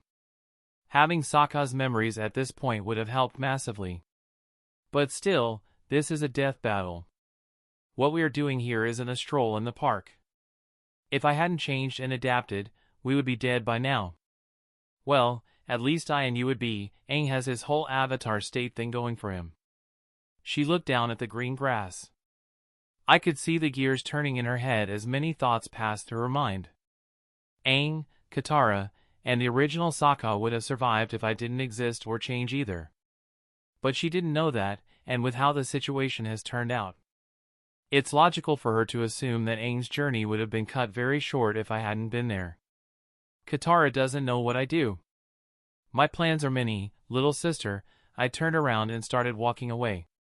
Remember, people always change. Just like that, I walked off and looked at my new level ups and skills. Waterbending LVL 18-24. This one was quite good. Due to the ocean and moon spirit energy being imbued into me for a while, I got quite some benefits from it. Even a special title, which was essentially useless, but good when training waterbending. Blessed by the moon and ocean spirits. It also lets me heal faster when in water. I don't think they meant to do anything like a blessing, but their energy did technically empower me. So they somewhat did lend me their power. The original plan was to trap them inside my body. Not only would they have been safe in there, but I would have gotten avatar-level waterbending. That plan is no more, due to the way things are playing out now. You can't predict people's reactions, especially the moon and ocean spirits, as I knew next to nothing about them. Once outside of the cave that led to the spirit pond, I could feel the cold air hit my face. My clothes were still somewhat wet, so I should have gotten Katara to take care of that. But right now, she wasn't in the right state of mind to do so. It was better to leave her alone for now. Walking down the street, I saw people praying to the moon and ocean spirits while bowing down and then celebrating. What foolish behavior! If it wasn't for me, or the threat to their well-being, the spirits wouldn't have even moved. Humans in this world need to come to their own terms and take care of their problems. If they had done that from the beginning, this whole Fire Nation mess wouldn't have happened. Well, it wasn't my job to fix their mind. Nor did I care to. Walking through one of the corners, without drawing too much attention, I arrived in an abandoned alley, and did some hand seals. I made a water clone. Zabuza has been strangely quiet in the multidimensional chat. By now I had hoped that he would at least say something. For now, I don't have the time to try and coerce him into talking more. There's probably a reason why he is quiet, and sooner or later, I will figure it out. But for now, I had to go and deal with Azula. My plans with her aren't done yet. Normally I would feel a tinge of guilt manipulating someone like that, but for now, there's none. Since this should stop Azula from going down the path she originally went. Azula. The burning pain in my stomach kept me awake all night long. By now the ships had set sail for the Fire Nation, and I hadn't gotten a proper wink of sleep during it all. Even the expensive sheets and mattress were of no help, as it felt like my organs were being melted off. TCH, there you go, pushing yourself too much. I felt like Kuzan was next to me, saying what he would normally say. My mind was a bit cloudy, and I hadn't slept much due to the pain. Or else if he was here, then someone would have notified me. Damn, am I feeling guilty for leaving him behind? Yes, I am. But staying behind in that situation would have ended up in my death and the army's destruction. Sorry, Kuzan. Those wounds are bad, probably will get infected if someone doesn't take care of them soon. The people in this ship are too busy bouncing around to notice that their princess is slowly dying. Do they even know what an infection is? Suddenly, a comfortable, but cold water-like substance touched my wounds as the bandages were slowly and gently taken off. I slowly opened my eyes and was greeted by the dim light of the candles in my room. Sweat rolled down my face as I saw something that shouldn't have been anything more than a dream. Kuzan's face scrunched in concentration as he manipulated water that shined a little and infused in my wound. The heavy injury was closing up quite fast. Ah, so he was a waterbender. That's a shame. Suddenly his gaze turned towards me, and I saw his eyes widen in surprise. Undoubtedly because he had been found out. His water splashed on the ground as it went out of control. Could you forget that you saw that?" he said while awkwardly smiling at me. "No," I muttered, barely able to speak. Shit, I shouldn't have said that. Instead, lying would have been better, that way he might have at least let me live. My mind was too tired to think straight. "Is this how I die?" I asked him. Someone like Kuzan probably was skilled enough to make it look like I died of sickness. So this question of mine was quite stupid. He sighed, raising the water again. "This is it, here I will die, in a dark room with no one to look over me. At least I won't have to face Father's anger for failing this mission, so that's a plus." "So?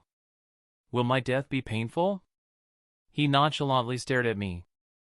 I always hated how he never seemed to be worried about anything. As if he knew the future and was willing to accept losing. Chapter 87, Secrets Between Us. "So? Will my death be painful?" inquired Azula, as her heavy breathing of panic seemed to slow down. Why would I kill her? Sure, she saw my waterbending. But I wasn't the kind of guy careless enough to be caught with his pants down. I have seen enough anime, read enough manga, and watched a lot of movies to know just how cliché that would be. It a small part of the plan for Azula to catch me with my pants down, metaphorically of course. Keeping a secret from her is dangerous. Because she's smart enough to figure shit out. Flickering her on the forehead, and making the psycho chick flinch a little in surprise. I went back to work, healing her injuries.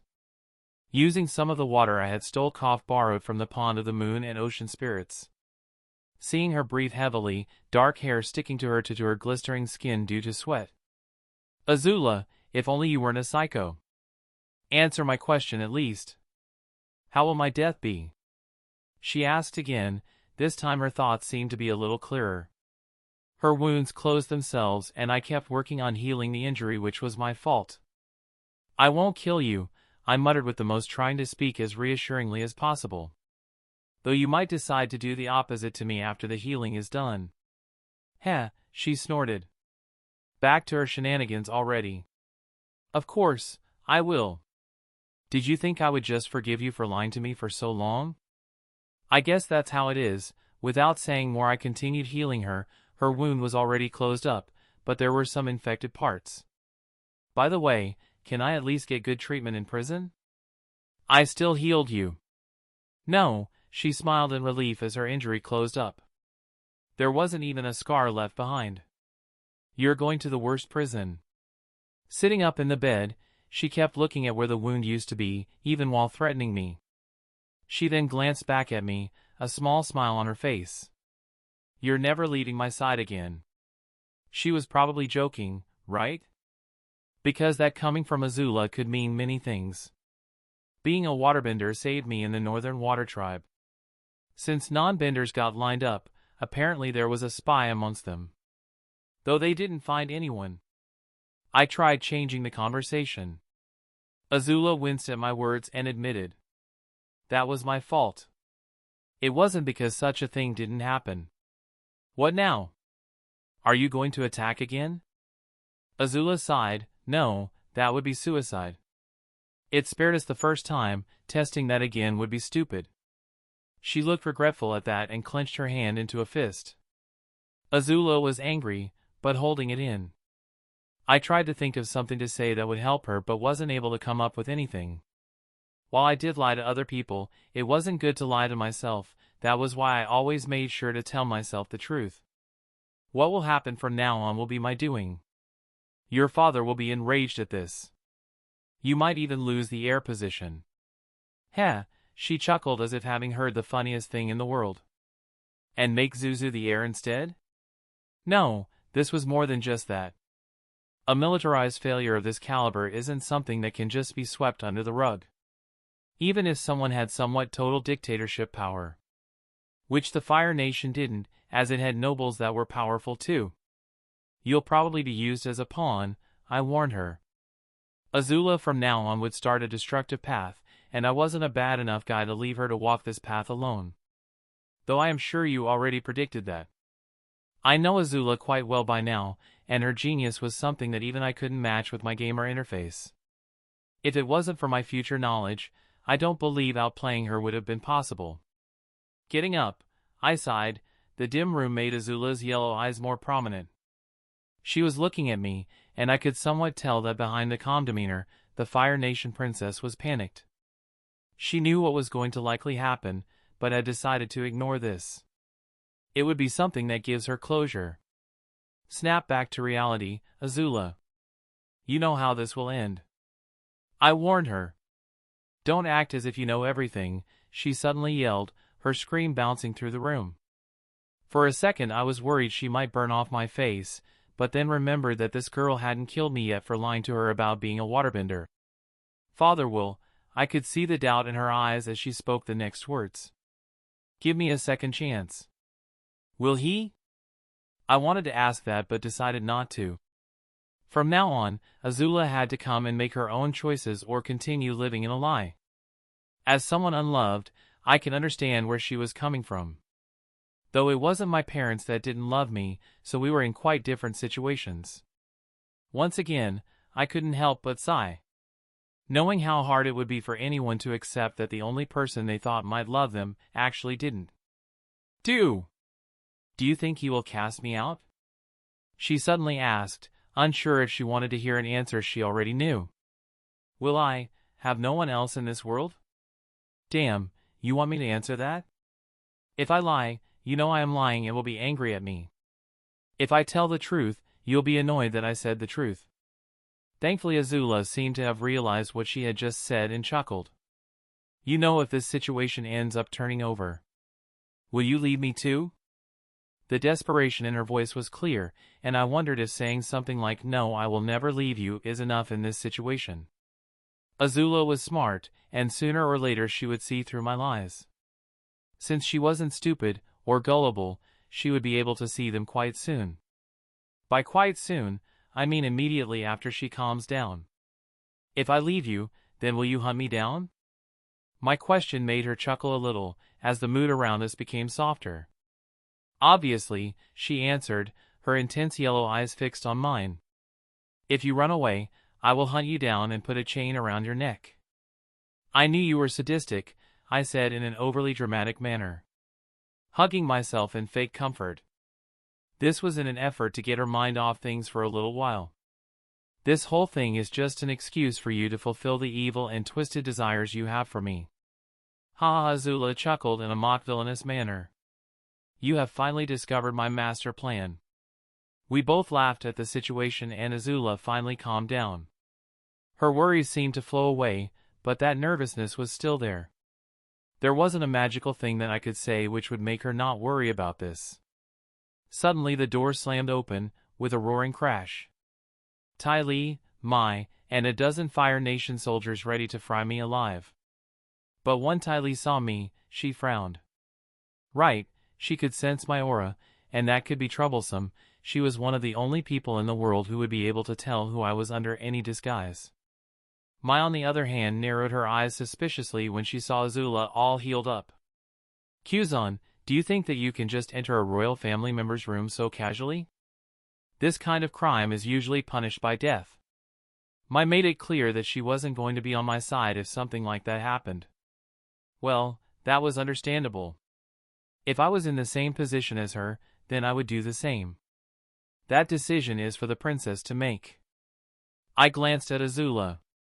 My dear Fire Princess' eyes turned cold when she saw me address her. Yes, Put him in prison. That should teach him some manners. Oh. This was a little surprising. Even Mai and Ty Lee seemed shocked by it. What was Azula aiming at here? I couldn't tell. Has she figured out my ploy? Chapter 88, I might be a princess, but am still human. Azula POV. What was I doing? I had no idea. But knowing what would happen if I went back home, it was time for a change of scenery. Looking at Kuzan's calm face as he was dragged away by the guards, I made sure to keep my demeanor as calm as always. That guy could read people as if they were open books. Still, seeing how calm he always is, was kind of irritating. Everyone leave, except Ty Lee and Mai, I muttered, making sure to keep my tone icy cold. Though even then, I noticed that people were no longer as scared of me as they used to be. As expected, the situation was only getting worse. Kuzan was right, there was nothing left for me. Chasing after empty bubbles now was useless. I peered into Ty Lee's innocent eyes and Mai's emotionless ones. How many people in this world cared about me? I would be happy if there was even one. Now that I could fight back if anything happened, I needed to ask my friends if they were really my friends. I am planning to run away. My statement shocked Mai, which was expected. She knew what was implied here, and I wanted her to run away with me. Her family would face some problems when that happened. So her choice was more difficult than Ty Lee's, whose family wouldn't be influenced that much, and they hadn't had that contact with her either way. But Mai was a different deal. I won't take you forcefully, but when I run off somewhere I don't want you to tell anyone where I might go. Or fight against me. Well, Mai could try fighting against me, but it wouldn't go that well for her. I had taught both of my friends that lesson when we were young. Surprisingly, the one who seemed hesitant was Ty Lee. Sorry, but if news got out, then my circus crew would be imprisoned. Just for having a relationship with me. Mai nodded too. Sorry, Azula, but something like that could spell doom for my family. Especially since my father is someone easily replaceable to the Fire Lord. Well, seems like no one was with me after all. Even Ty Lee was hesitant to join. This will be harder than expected. It made me feel a little nervous. Do you need some help? Suddenly Kuzan's voice interrupted my contemplation and surprised the two, as he was supposed to be in prison. His dark clothes, perfect for hiding in the shadows, riddles as he walked into the room, closing the door behind him. There was no sign of struggle, so he had probably taken out the guards before they could even react. What? He asked, noticing the icy gaze I was sending him. You would have broken me out anyway, right? He was right. Damn, Kuzan was too perceptive sometimes. In such a short time, he had probably figured out my plans by now. How am I supposed to act now? The flamey glow in his eyes showed that he was amused by the situation, and I don't know why, but his expression made my heart beat faster. I wanted to tie Kuzan up and have him dress in a servant's outfit. He would look good in it, especially with his midsection exposed. No, wait, I need to think clearer, can't let myself be distracted by such devious thoughts. No, I lied to him. I wasn't planning on letting you free. The journey would have been easier if you weren't around. Oh God, I am saying stupid things without meaning them. Hopefully, he doesn't take that the bad way. Should I tell him that was a joke? No, he would see me as weak if I said something like that. Can't have him learn more of my weaknesses. Well, seems like I will have to continue bothering you for the rest of the journey. Kuzan's smile slipped off his face a little, even though he sounded as if he didn't mind what I said. No. I hope he didn't take that the wrong way. The anxiousness grasping at my heart made me stop logically doing things. Maybe he would like girls like Ty Lee more? Her breasts are bigger, and also she was easier to speak with. I knew how difficult it was for people to interact with me casually. I wanted to say something good about him, how much I appreciated him for healing me and taking the risk of revealing his bending, knowing that would lead to a dangerous situation. All just for me. I am so thankful, so please hear me. You're not that much of a bother. Does that sound too arrogant? I can't tell what he is thinking, but hopefully, he doesn't see it in a way that I am unappreciative of his efforts and everything he has done for me. Who do I feel like there is something I am in the dark about here? Also, how did you heal so fast, Azula? Mai inquired. It seemed like she was unable to hold in her curiosity and cautiousness anymore. Though Mai was my friend and I used to trust her quite a bit. By how she has been acting recently, I can't trust her that much. Oh, I am a waterbender and use my healing abilities to help her, Kuzan answered nonchalantly, without missing a beat. The way he said it seemed like he was walking about the weather, and not something that could get him imprisoned. What the hell is he thinking? I had to try my best and keep my expression neutral. Acting enraged, surprised, or showing any type of weak emotion, for now, wasn't something anyone should do. Also, you guys can come with us too, Kuzan suggested, manipulating the water in a cup next to my bed and morphing it into the shape of a ship. After all, people get lost at sea all the time. Azula isn't going to betray anyone or run away. Instead, her ship will fall into the storms and get lost. She and her friends will be missing. This way, Ozai won't be able to do anything to your families, nor will he care to hurt them. I didn't think of that. Ships get lost in storms all the time and get destroyed.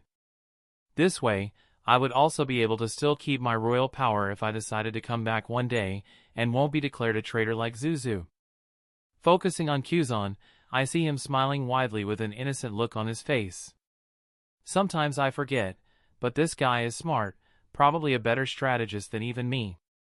His innocent acts and silly words make one underestimate him. You're smart, it's kinda scary how good you are. Even without ever meeting my father, you can correctly guess how he will react. Hearing my words, Kuzan peered at me with a smile on his face that kept widening and proudly puffed up his chest. Of course, I am a goddamn genius seen once in 10,000 years. Yes, those kinds of words always made people underestimate him. His bragging that he didn't seem to even believe himself. What a strange guy. I know quite a lot about his childhood from back in the day when we met and played those games. But, he is an enigma, something that I can't understand. What's going on behind that happy, cheerful smile? Kuzan, what's your goal? What do you gain from this? I thought that at first, you might be after authority, but now. He was whispering something to Ty Lee that made the girl chuckle when he heard me. Turning around, he gave me a thumbs up. My goal? I just want to reach a happy ending to my story. I will do everything to reach happiness. It doesn't matter how many people I had to step on to achieve that self-satisfaction. I will kill someone's parents today, but then feeling bad for the kid, I will raise them. I don't want the world to change me. Instead, if there's something I don't like in the world, then the world should change instead of me. Wow, Ty Lee exclaimed in surprise. You're the most self-centered person I have seen. You know that the world doesn't revolve around you, right? Though she said that jokingly, it was clear that Ty Lee meant those words. Kuzan didn't seem to take offense to that and instead laughed. Ha ha ha, you're so right. I am the most self-centered person in the world. My selfishness knows no bounds. Ty Lee frowned at that. Oh, right, she had a crush on him. Kinda forgot that. Still, will she like him now? Anyway, Kuzan dismissed the looks he was getting. I will tell everyone here the plan, and Ty Lee, Mai, you can decide for yourselves if you want to come with us. Chapter 89, Let me show you the world. In an unnamed, small town in the Earth Kingdom. Zuko was on the side of a street, wearing dirty green clothes, with Iroh singing next to him. The Fire Nation's prince, or now ex-prince, wasn't happy with the desperate situation that was very humiliating. But the old general, Iroh, didn't seem to mind. Suddenly a tall young man around Zuko's age walks by. He suddenly stops and looks at Zuko, which causes the firebender to look down, to hide his face from the other man's view. But the stranger seemed insistent and crouched down. Zuko sneakily pulled out a knife and was ready to attack, just in case. But Iroh intervened and grabbed his nephew's wrist, stopping him from doing anything reckless, while the old general smiled at the stranger. "How can I help you, young man? Or do you have some change to spare for 2 old beggars?" The stranger smiled and looked at Iroh. "Old man, and the other guy. Follow me, I have some work for you." Iroh narrowed his eyes at that and was ready in case anything happened, but he kept a smile on his face and nodded. "I am thankful that you were willing to hire people like us." "Sure. But next time, if you want to be beggars, this place isn't the best," the stranger instructed them. "There are too many poor children around, and people would rather give money to them than a young man with a working body and an old man." "Ah, thank you for the advice." The old general kept his friendly demeanor. "Kind stranger, but I don't think I got your name?" "You can call me Kuzan, I am somewhat of a traveler," the man smiled, revealing his identity without missing a beat. Iroh's eyes turned sharp within an instant. "I heard that Princess Azula's ship got overturned. What's her right-hand man doing all the way here? Shouldn't you be with your missing princess?" Sokka shrugged. "People call me her right-hand man? That's flattering. Rumors say that you're more than just her right-hand man," Zuko added. "Though I don't think Azula would ever feel anything for you. Sorry to break your heart if you're in love with her. But that girl is colder than ice." "Prince Zuko, please be mindful of your words," Iroh said as they entered an empty alley, warning his nephew, signaling that the man guiding them wasn't that simple. "Ha ha ha." Sokka laughed out as if he had heard the funniest thing today. After a minute, he tried to hold on, but chuckles kept escaping his throat. Taking a deep breath, he was able to calm himself down. "Don't worry too much about my relationship with Azula. We get along quite well." Zuko POV. What a suspicious guy. That was the atmosphere that radiated off Kuzan. There was something strange about him, and it was quite clear he was hiding a lot of things. Still, I kept taking deep and regular breaths, making sure that I was ready in case this ended up being a battle. Uncle's instructions about firebending coming from breathing had stuck with me. "Don't worry, and think of me as an angel of love," Kuzan whispered, just enough so they could hear him, as they arrived at a bar in the sketchy alley. It was covered by shadows, so if anything happened here, no one would see it. "The situation is getting a little bad on our side, so we might be able to cooperate." "So Azula is alive?" suddenly Uncle asked, the polite smile never leaving the old man's face. "If she is, then it seems like you're working behind her back. Also, she was the reason we ended up like this. Azula just came and took my ship, no permission needed," I added, supporting my uncle. Whatever Azula was up to, it wasn't bound to be good for us.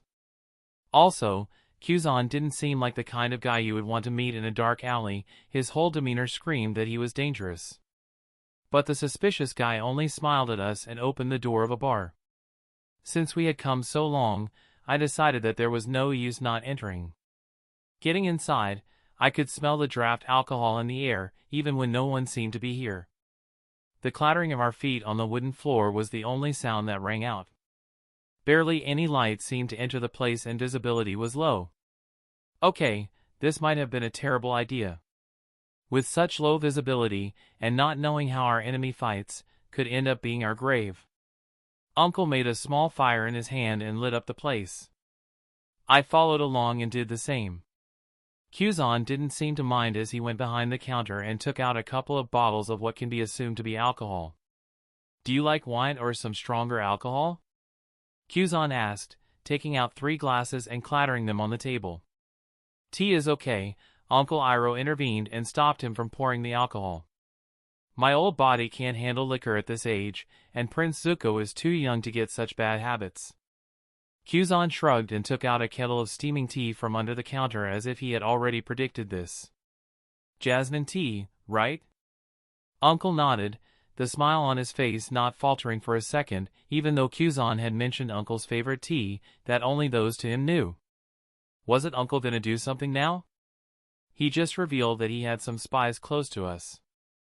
They could have been our cooks or ingredient providers on the ship. Or what used to be our ship. Poisoning us would have been child's play. But why is he telling us this? Don't overthink it, said Kuzan, staring me in the eyes, as if he could read my mind. He turned towards Uncle, and the latter's smile seemed to be infectious as it caused the sketchy guy to smile back too. Jasmine tea is my favorite too. Iroh chuckled. Is that so? Without any doubt he took a sip of the tea, not even checking if it was poisoned. You remind me of another young man. A very troubled young man, he is traveling with the Avatar. Oh, I knew who Uncle was talking about. That guy named Soka was very dangerous, and there have been some rumors about him going around, saying that he was the one that thwarted the Fire Nation's plans. HM? How could I remind you of someone like that? Kuzan inquired curiously, a look of amusement adorning his face. The smile that was there previously had grown wider too. You both have that feeling of someone who's lost, can't find their way home, Iroh said, glancing at the young man's hand which had a cup of jasmine tea. But Kuzan seemed unbothered by the words and offered the cup to me, pouring a third one for himself. A home doesn't necessarily mean a place with four walls and a bed. A home is a place that protects you from storms. Uncle looked sad for a second, glancing at his cup of hot tea. All kinds of storms. Loneliness adds beauty to life, it puts a special burn on the sunset that makes the night air smell better. Kuzan drank the hot tea in one fellow gulp, not even minding its heat. Being alone is good, Iroh refuted. But being lonely is the worst. What the hell were they talking about? I could tell that they were talking about something I had no idea about. I tried to decipher what their words meant, but the sudden creak of the entrance door interrupted my thoughts. Someone unexpected came in. What took you so long? Kuzan chuckled. Having an old man pick you apart isn't what I would call a good time. Chapter 90, Different Kind of Monster. Mai comes in, her moves graceful as always, the baggy clothes she was wearing hiding many projectile weapons. Zuko looked like a kid who saw his crush coming out of the TV. Her eyes though didn't meet her childhood crush, but instead, Mai sent a glare at me. Oh, seems like she finally noticed something. Well, by now it shouldn't matter. Also, girl, stop looking at me like that, or it will send your easily agitated boyfriend the wrong message. The darkroom, with barely any light, made Mai appear quite sinister, like a ghost out of a horror movie. Her pale skin didn't help either. Zuko! Her gaze turned towards her long-awaited. Okay, maybe I was exaggerating her feelings since she seemed as emotionally inept as always. But she should be feeling happy, right? Mai, Zuko muttered, awkwardly. Oh! Is he gonna confess? This is unexpected, how will Mai respond? God, I love the drama and the atmosphere as Zuko and Mai gazed into each other's eyes. 1,000 words were said between them before they even spoke. Mai, long time no see, the Fire Prince ended his greeting lamely. I for sure thought he would confess. You know, when the emotions could have gotten the best of him after not seeing each other for so long. Mai took notice of my gaze and stared at me, frowning. Can you stop that? That was when I noticed the huge smile on my face that clearly showed how amused I was by the situation. Sorry about that. Please continue getting lost in each other's eyes. Somehow me saying the obvious seemed to ruin the mood as Mai sighed and sat down at the bar table. Her scorching gaze seemed to want to bear a hole in my head. But I tried not to show any discomfort and kept my friendly smile. Maybe I should create some more drama and hint at my being in another relationship? I would have the front row seat to that chaotic fun. After all, even if she denied it, there would always be that sense of doubt on the back of Zuko's mind. Clang. Suddenly the sound of a cup hitting the hardwood bar table rang out. It came from Iroh, and the old man grabbed my attention. You have quite the twisted sense of amusement. Oh, it seems like he saw through my intentions. Hey, come on now, I wasn't going to do anything, old man.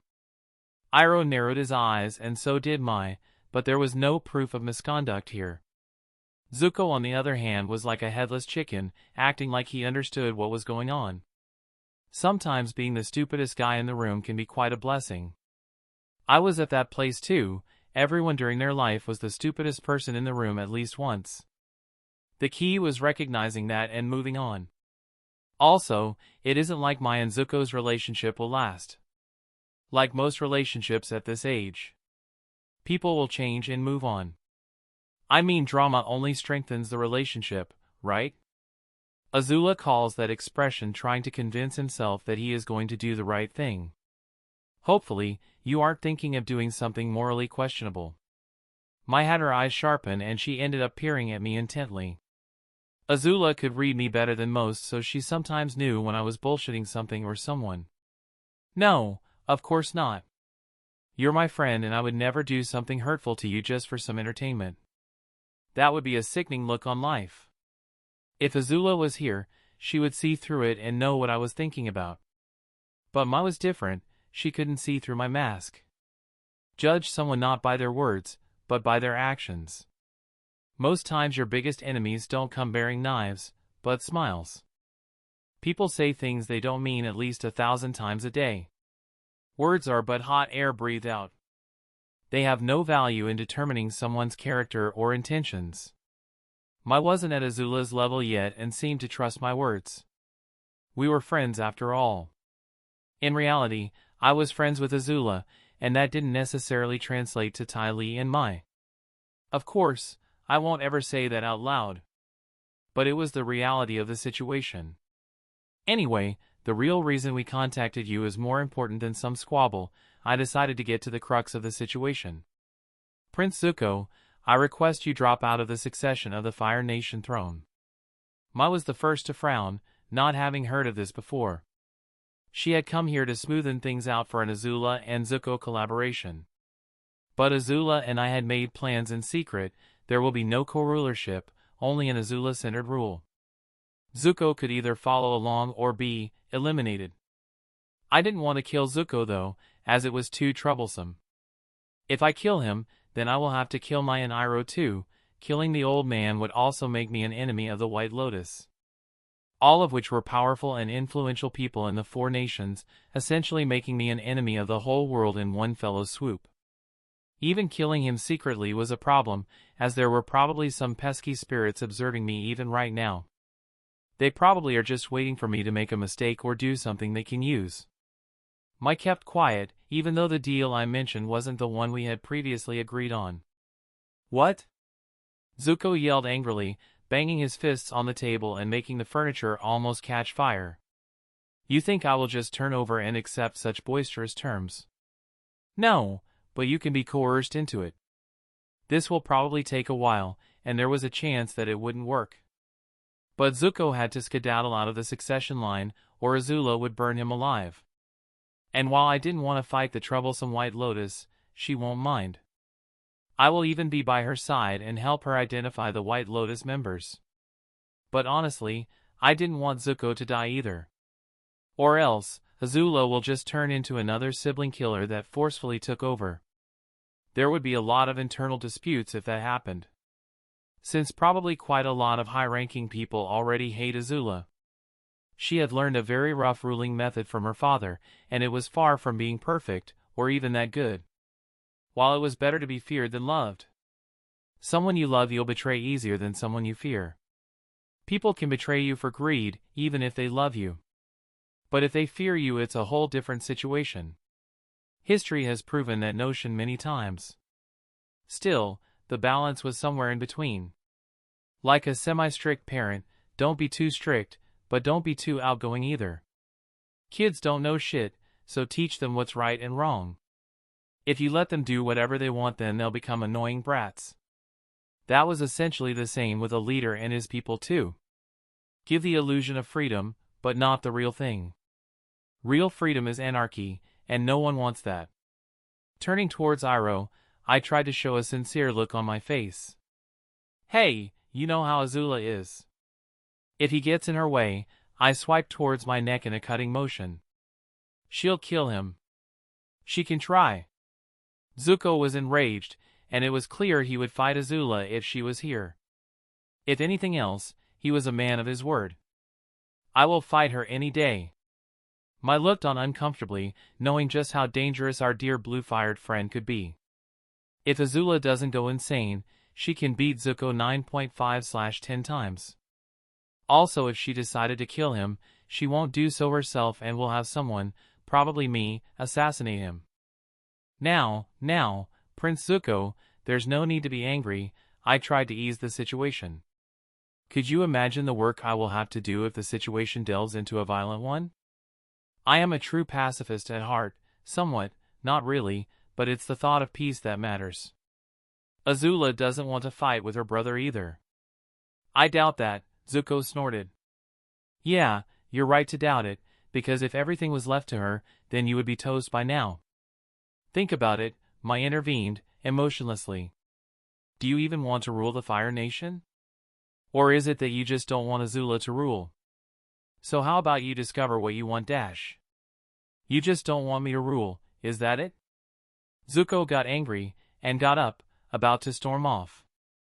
Oh wow, teen drama. Thank God he went outside, or I would have to physically try and zone out that stuff. Mai chased after an angry Zuko and both walked out. This left me alone with Iroh, the uncle everyone wishes to have.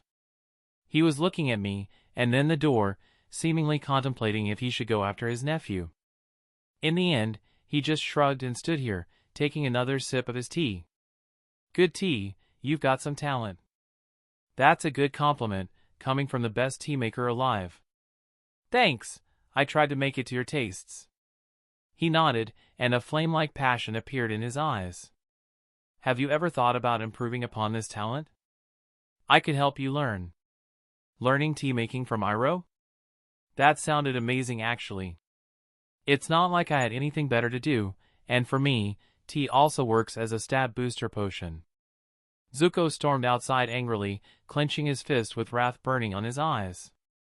He had to physically try and not use firebending since they were still in the Earth Kingdom. Anyone caught firebending here was likely to be executed. Zuko, stop, Mai's words made him halt for a second, but he continued walking. Even if no one believes in me or my abilities, I will prove them all wrong and become the Fire Lord. Getting back my honor and reclaiming my rightful place. Fwish! Suddenly a sharp pain hit his cheek. It was a throwing knife, and it sunk into the wall so deep that only the hilt was left to be visible. It seemed that the thrower had been angry and used all of their power. Turning around, Zuko was met with Mai's scolding gaze.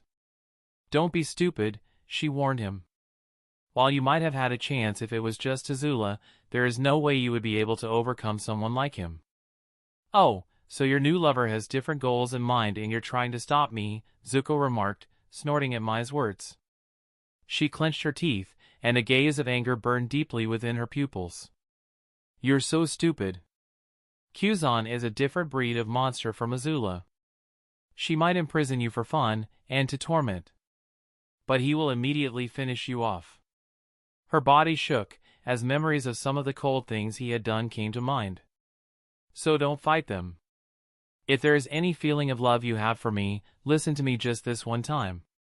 Fighting them will be your doom. Zuko didn't know what to say in response. He wanted to fight for his honor and rightful place. But seeing Mai so distressed made him have second thoughts. Don't fight them, Mai insisted once again, her heavy breathing calming down as her demeanor went back to normal. This is the last warning I can give you. This is all I can do for you. If I were to do anything and even hint them of betrayal them, Azula might just imprison me, but Kuzan, he will go after my family, and little brother. Also, they hadn't done anything that earned Mai's betrayal, and she knew that doing something rash now would only earn their wrath even more. What neither of them noticed was Azula and Ty Lee on top of one of the roofs. You see, Zuzu can be quite understanding once he gets the gist of the situation, Azula chuckled amusingly. Ty Lee on the other hand pouted. But it's annoying how Kuzan predicted how this would go. Even though we didn't give any instructions to Mai and left her in the dark about the situation. Azula only had a content look on her face, and unlike her friend, she wasn't worried about how good Kuzan was at orchestrating situations like this. His strength is my strength, and my strengths are his too. Having someone so competent by my side isn't so bad. She blushed a little at the thought of Kuzan, but such thoughts were kicked away as soon as they came. though Ty Lee kept glancing at her friend suspiciously. So, do you like Kuzan?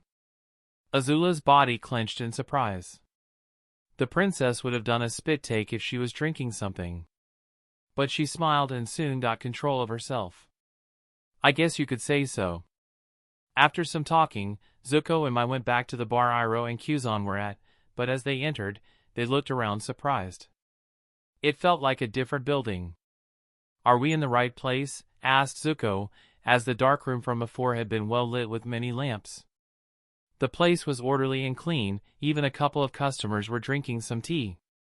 Iroh and Kuzan were laughing good-heartedly as the former taught the latter about tea making. Unlike the tense atmosphere from before now, they seemed to have grown to become friends. This is undoubtedly the same place, Mike confirmed, frowning in confusion too. How long were we out there? 5 minutes at most. Even Azula, who was observing the situation from outside, was bewildered. Chapter 91, Chains Around My Wrists. By using the map, I could see Azula and Ty Lee were observing too. That was a little worrying. There were certain things I didn't want her to see, but if I am careful then it should be okay.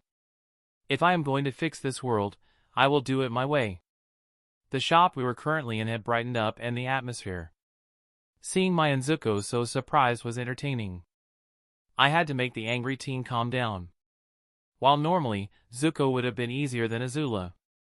That was if I hadn't read the comics after the main story. He had one difficulty after another. His rule was plagued by many problems, and most of them were because he wasn't decisive enough. Azula right now was perfect to take over. She could satisfy both the old forces that supported Ozai and the newer peace-loving faction. Though there was a chance she could still go crazy, as long as something too drastic doesn't happen, she should grow to be an amazing leader. Ruthless and saintly, she would use whichever side was needed. So have you come to your decision? I inquired, acting as if I hadn't orchestrated this situation. If it was just me asking him this, the chances of Zuko listening to me were low, but if Mai was the one to talk to him then he would probably listen. Predicting how someone would react was almost impossible, but trying to guide them towards a certain decision, they are more likely to choose then. I didn't have a lot of experience in this kind of manipulation. After all, I was just an average Joe you would see walking down the road. My hobbies were fairly average too. Everyone starts like that at one point. Even the worst people in history, whose names will be known throughout the world, start as failed art students. I don't want to give up the throne, Zuko hissed, and that surprised everyone in here, even me. Though Iroh only smiled, as if already having come to terms with it. You think Azula will be better than me as a ruler? Then you don't know her at all. With that said, he walked off again, this time with no intention of returning. Mai seemed conflicted for a bit, and I didn't know whether she might leave with him. But in the end, she looked at the ground reluctantly and stayed. You have some talent in making tea. Iroh, on the other hand, didn't seem worried about the situation. If you ever want to open a tea shop, we can do one together. With that said, he walked off after his nephew. That old man was something. He genuinely seemed more worried about tea than who the future ruler of the Fire Nation would be. I couldn't tell whether Iroh was messing around here. While Zuko went out, Azula came in and she had an excited smile on her face. Well, it seems like things aren't going with the plan anymore. We'll have to try and come up with another one to manipulate things to go my way. So you were observing us? She didn't need to answer that, as I already knew the answer, and by the smirk on her face, she could tell that I knew. Why were you trying so hard to stop Zuzu? Even if he wanted to take my throne, he's quite incompetent. But he will grow into someone who will be your worst opponent, a kinder version of you. Someone who is a pushover, and not only will the population like someone like that more than Azula, but even the higher-ups would like someone they can push around easier. Hell, even other nations would like to have a pushover as the leader of a dangerous nation that previously almost conquered the world. I had put too much effort into this to have it all crumble down like a castle of cards. It wouldn't be good to underestimate him, Azula. To everyone else, they would rather have him as the Fire Lord than you. No one likes competent people. She seemed, get closer to the bar table and put her hands down, leaning on them and smiling. I like competent people. Immediately I stared at Ty Lee. Did you teach her something weird? No, no, Ty Lee shook her hands and head in denial. Of course not. Azula pinched my arm, quite painfully, trying to get my attention. But due to Gamer's body, that pain barely lasted a second before it became nothing more than a tingle. Hey, don't be so angry, the Fire Princess muttered, with a knowing gaze in her eyes. You're trying to make things work for my benefit, and if it doesn't work, I need to be angry. Not you. Sigh. Damn it. She was right. But I had to go through quite a bit of trouble to orchestrate this whole thing. What most people saw was how I had a bar in a city where Zuko was present at a certain time. I had to use my map and waste Earth Kingdom money on something I wasn't planning to use anymore. Also, I had to buy this before they even came here and bought bars in another 3 close-by towns. Yeah, while plans might look clean and good at the end of something, the effort put into them was enormous. I try not to have it bother me, the thought of someone giving me the gamer interface is terrifying. Especially as I slowly started releasing certain things, everything about the gamer interface was made to encourage the player to level up. For example, how each level gives a point in the gacha, and how every 10 levels I get a new function. This only makes it more clear that someone was trying to create something which was addictive to level up. Like a casino making you win the couple first times, just so they can continuously dry you up later. It made the user feel special, when no one really was that special in the general gist of things. Keeping in mind that I wasn't special, that was good since I doubt I am the only gamer out there. But that was a good thing since the creator of the interface wouldn't be able to keep an eye on me constantly. Also, his control isn't absolute, or else I wouldn't have even had the chance to have such rebellious thoughts. Why give someone something when they wouldn't be the perfect mule? Staying in this world won't give me a choice on fighting against an existence like that. When I go against an existence like that, then I need to be prepared to not only kill them but to lose this fight and die. It wasn't like I wanted to die, but living under someone else's thumb and their plan was something I despised. For now, I don't want to die. I haven't experienced anything in life. So I must live the kind of life I want, and after that, go and give it my all to destroy my creator. They have an advantage over me, an overwhelming one. But so what? Humanity didn't become the most dominating race on Earth due to being physically strong. Power has many variations to it. Due to planning to fight against error, and have come up with a viable strategy, your intelligence has increased by 1. For now, this was one of the least worrying things. I just have to halt my leveling up for now, as it would only send them EXP and would make my enemy stronger. While becoming a hermit wasn't the answer, right now I need to prioritize increasing my stats naturally, leveling up skills. Clenching my hand, I could feel my heart beating in my chest. Fear crawled up my spine. I wasn't some fearless hero. But letting fear decide my actions wasn't something I would ever let happen.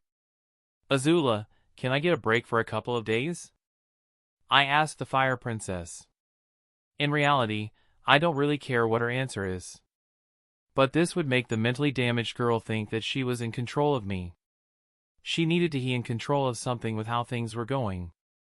Until those childhood wounds are healed, I will have to play at being someone who is firmly on her side, and won't leave her. I need some fresh air to come up with new plans. It's annoying having a plan you work so hard on and end up failing. Sure, she shrugged nonchalantly. But don't worry too much. No one is perfect. Was she trying to comfort me? Geez, when did I become so readable? Why are you looking at me as if you can't believe your eyes? It's annoying, she frowned playfully. I chuckled. Maybe you're better than I thought. What's that supposed to mean? She pouted childishly, something that the previous Azula would never do. I saw the hint of a blush on her face as she turned around. My, Ty Lee, let's go. After this break, meet us in Ba Sing Se. You'll know when we're there. Also, go and visit your sick sister sometimes. Sick sister? Oh. She's talking about that fake excuse I gave her once. Well, I did have something similar like this in mind back then and planned to use my non-existent sick sister. though it was somewhat a half-truth since I will be visiting my sister and don't plan to meet with Azula for quite a while. Seeing her walk away, unconsciously dozens of plans formed in my mind. Right, it's about time I go and meet with Katara. I hope they aren't in a dangerous situation. Ding! Miss Demon has posted a new message in the multi-dimensional chat. Chapter 92, Slave. I mean unpaid intern. Miss Demon has posted a new message in the multi-dimensional chat. I stared at the notification for a good 10 seconds, something felt strange. He should have started talking long ago. Why now? This situation might have delved into something else completely. Mentally demanding the opening of the chat, I saw what was written. Miss Demon, I need some information. I will give you some jutsu in exchange for information. Okay, so this wasn't Zabuza. Too soft-spoken and giving to be him. I could already tell it was someone else. This could be a trick? But what would he get out of that? Nothing. So I doubt it's a trick. The Demon of the Mist might not have been the most business-savvy guy, but he was damn aggressive. I would have to work my ass off to be able and pull a jutsu out of him. He knew how valuable they're, though he didn't know exactly how valuable they were to me, he somewhat had an idea of it. I quickly thought of something to write and it appeared in the chat. Beastmaster 64, sure. How about an exchange of 10 B rank jutsu and 2 A rank? Or just 1 S rank? Zabuza would have likely destroyed the scroll before letting it land on the opponent's hand. So this probably isn't someone like Kakashi. No, the most likely new owner of the scroll is Haku. While Zabuza was smart as a jonin and couldn't be tricked that easily. He never explained the jutsu rankings either. But he didn't know I already knew more about his world than he did. Of course, he couldn't have known something like this. So the information he gave to Haku is most likely flawed. This was something I could use, but first I will have to confirm that it's her. I mean him. Miss Demon, I do not have that many jutsu to pass over. How about just 5 B rank jutsu? Hell yeah! This is way easier than I thought. During negotiation you must always show a high price that most people wouldn't be willing to pay. But for information, I would even accept a D rank jutsu. Yes, I was willing to go that low, but she didn't know that. Zabuza wouldn't have been this easy to outmaneuver, but Haku was. Also Vala doesn't seem to be online, and we didn't have a good relationship, so I must finish this deal before he sees what's going on. What Haku likely wanted right now was information. Just by her short messages I could tell she was very desperate for information. While walking out of the bar and tried to think about how I could get the most out of this deal. Haku wasn't dumb either, and he would notice what was happening eventually. But I will milk this situation as much as I can until then. As I walked down the roads, happiness burst out of my heart. Finally I could get stronger, especially since I was a little hesitant to level up. At least until I understand the situation better and find some loopholes. Everything has a loophole somewhere, you just need to look for it. Seeing Azula walking away, I contemplated saying one last thing to her, but decided against it for now. She didn't need to know some things for now. I walked the opposite direction, and my heart hardened. I needed to do this. Ambition without action is just a fantasy, I muttered under my breath, as now it was time I took action directly instead of using subsidies. If any spirit gets in my way, I will destroy them. I kicked off the ground, and I could feel the earth below me crack in the shape of a spider web as my foot sank in the dirt. Bullet time has been activated. Boom! By using Sense Danger, I was able to dodge the buildings I would have slammed on, and things around me had become a little clearer than the last time I had used bullet time. The air I was breathing hit my lungs like a punch, due to the velocity I was moving at. But Gamer's body handled any discomforting pain that followed. Within an instant, I was in the middle of a lush forest, no one was around me, and I made sure of that by using the map. Instead, I also entered a meditative stance. While in the Northern Water Tribe I had learned something from the ocean spirits. While it hadn't appeared as a skill yet, I could depart my soul from my body. Now this by itself wasn't that impressive, especially since it made me susceptible against spirits, and in this form I couldn't bend at all. Being in the spirit form was weird, as not only did I lose my gamer's body skill, but I couldn't feel anything at all, and the weightlessness was very weird too. Also, the strange sense of calmness radiated through me, a feeling of serenity. But among my spirit form, there was a small, barely noticeable strand that connected me with someone. I moved my consciousness towards it, and within an instant my spirit was floating above a flying appa. I saw my water clone fake sleeping, and Katara was feeding Kiwi some strange fruits and babying the fox spirit like she always was. Aang was holding the reins while standing atop Appa's head. My water clone immediately opened his eyes and glanced towards me, signaling that he could see my spirit form. Well, that was a curious thing to know. But he wasn't the only one who noticed, as Kiwi jumped in panic into Katara's arm when it saw me. What a little shit. I am your owner, not Katara. But I would let that slide, since to me, the little fox was next to useless. Katara could make better use of the spirit, and it would protect her in a sticky situation. The reason this spirit ability is so good was due to how it allowed me to see a place, which completed the conditions needed for my teleporting boots, which were soon going to break. But I had found a good loophole at least. Fwash! I went back to my body and closed my eyes, clicking my alligator skin boots, and the light around me dimmed, and it felt like I was sucked through a tight tube for a split second, and next thing I knew I was transported on top of Appa. With bullet time still activated, I ran so fast, dismissing my clone and taking its place before anyone else should notice. HM? What was that strong wind? Wondered Katara, looking around strangely. Not noticing the water puddle that the clone had left behind had become a blob of liquid above my palm. But since I was acting as if I was asleep and had my back turned, she couldn't see what I did. Kiwi looked at me weirdly, but one threatening look sent at the creature was enough to shut her up. Oh, while we were flying in the air and some wind hit us? That's surprising. Sarcasm dripped out of my voice. Katara frowned. If you were awake, you could have said so. So I need permission from you to be awake now? I asked, trying to add fuel to the fire. You could have said something. Katara took the bait. Come on guys, don't fight. Aang, like the always peaceful monk, tried to mediate the fight between us. Of course, it wouldn't work. But at least he tried. I haven't had a fight with my sister in almost a week, and it feels like an eternity already. I am not fighting, it's just like her dictator Royal Highness likes for everyone to announce when they wake up. Katara frowned at my words, and stopped playing with Kiwi and got ready for an argument that would last us until we reached our destination. At the same time, I opened the multidimensional stat page with a mental command and wrote down Beastmaster 64, 5B rank Jutsu, and 1A rank. I will give you any information about the chat that you want. In the future you won't pay any more for it. I made sure to word it in a way that would make it seem like a good deal for her. Like the shops that put items on offer.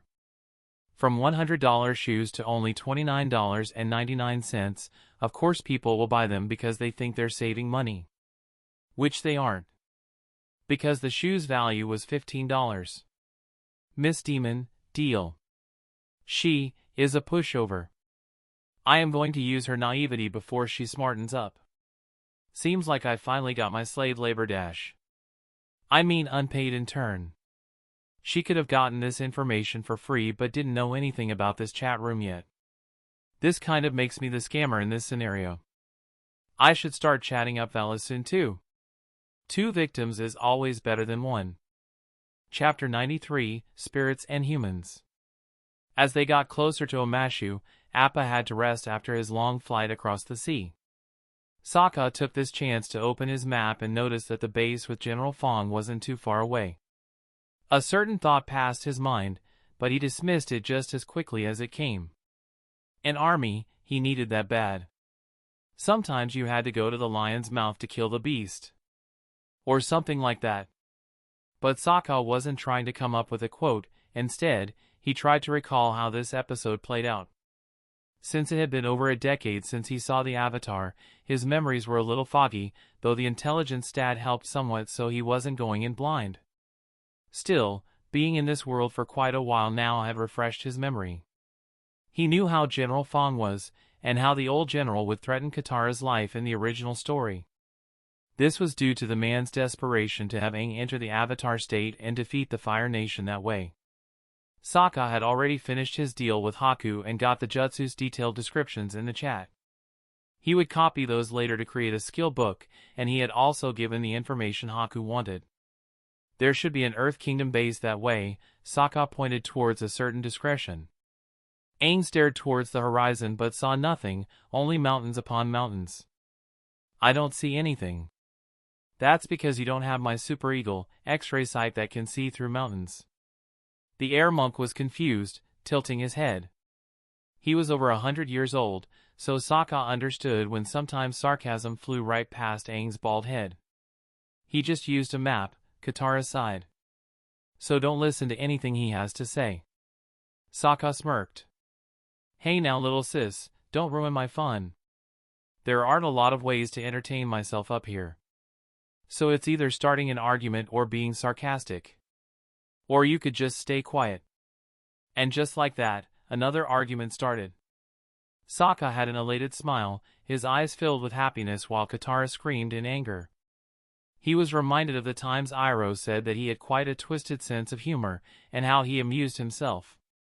Sokka couldn't help but agree, the old uncle was right, like always.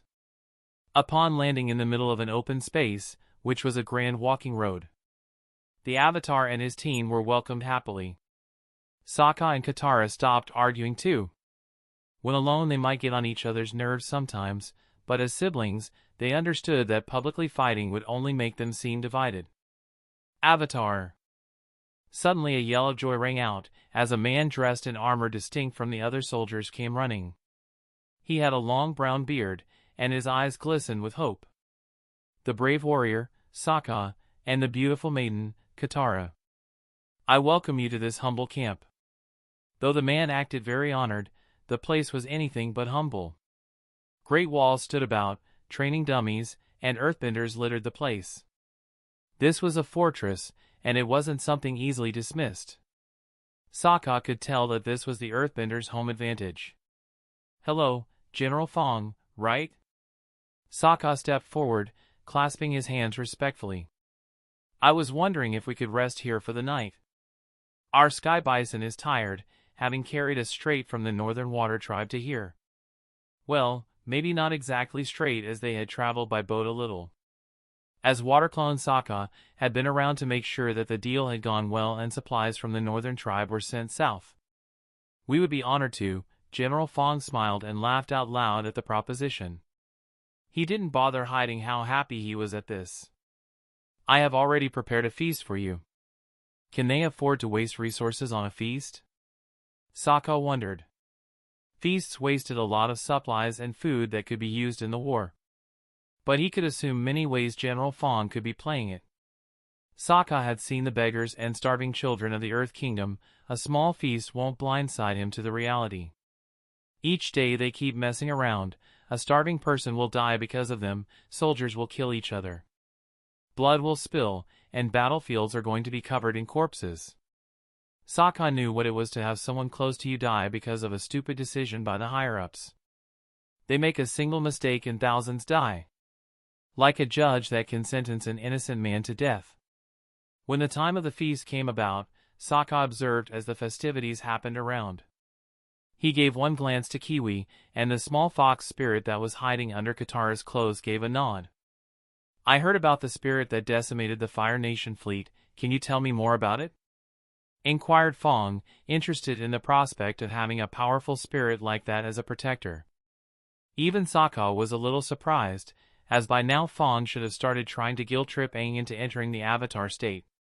But instead, the man had taken a different approach. Sokka felt a sense of intrigue at this. At first, he had thought of having General Fong have an accident. It was a shame since the general was very passionate. But seeing this, a new plan started being concocted.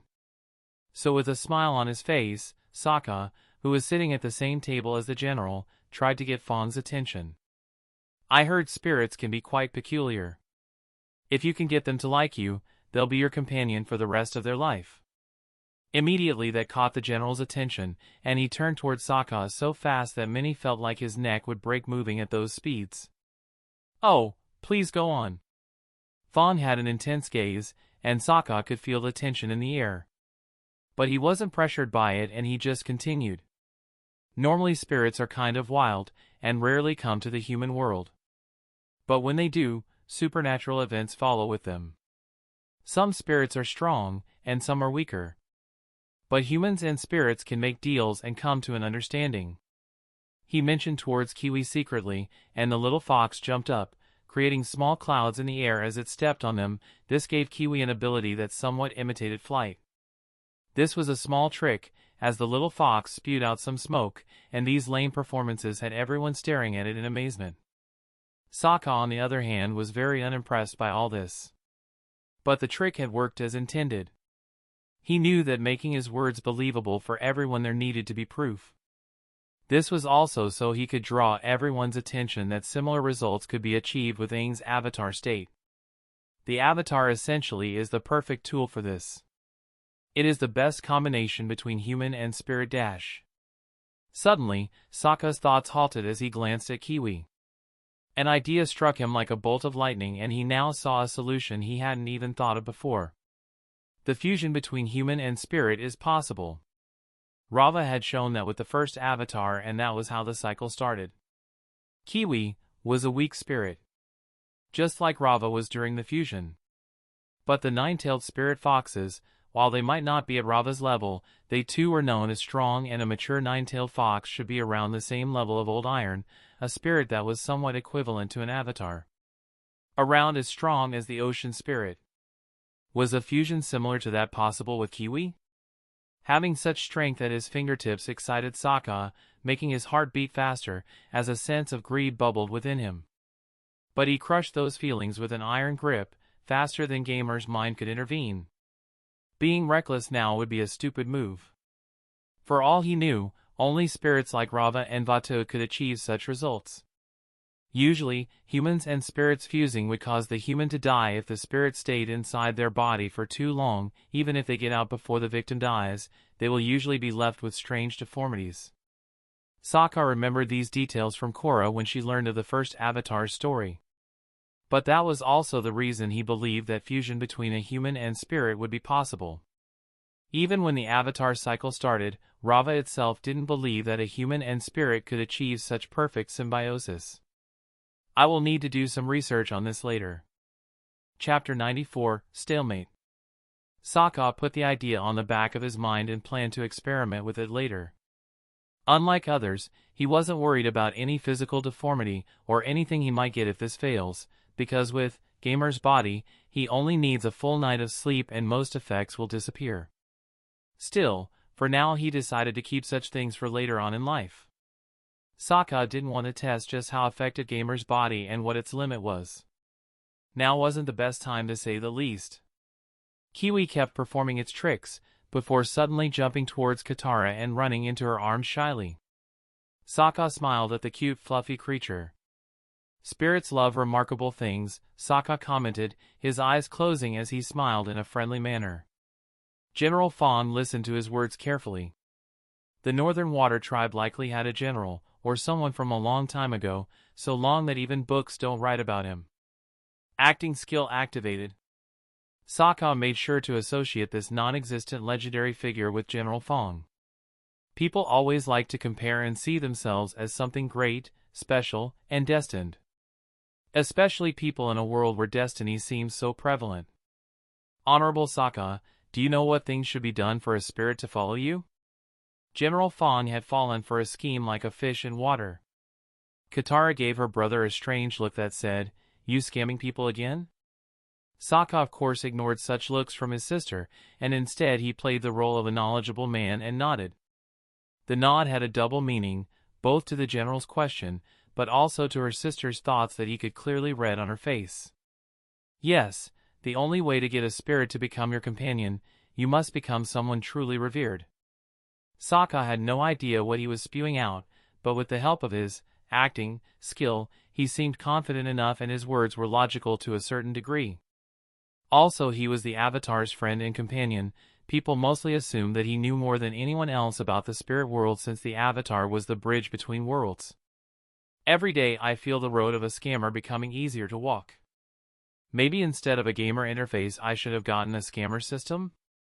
Soka contemplated as he observed General Fong's smile widened as he looked at his hands, clenching them. The ambition in the man's eyes seemed to burn brightly, like the sun. That was a little worrying.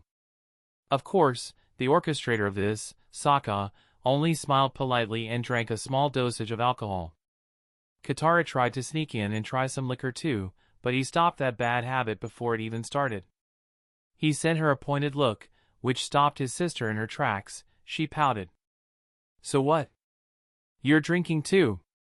Do as I say, not as I do, Soka instructed her with a mock sage-like voice, a small smile making its way on his lips. That sounds like something a bad parent would say. Katara wasn't convinced at all by her brother's acts. Soka shrugged, not refuting her. The reason he was drinking liquor was to give the illusion that he was more mature than he looked. Of course this wouldn't normally work that well, but he made sure to bulk his body. The original Soka had a twig-like thin body, but this one had some muscle. Sokka's strength was many times that of an average man, and his body showed that he was more muscular than the average person. Soka still wasn't at the level of a bodybuilder, but he was in good shape. He left the general to come to his own assumptions, and didn't care where his mind went.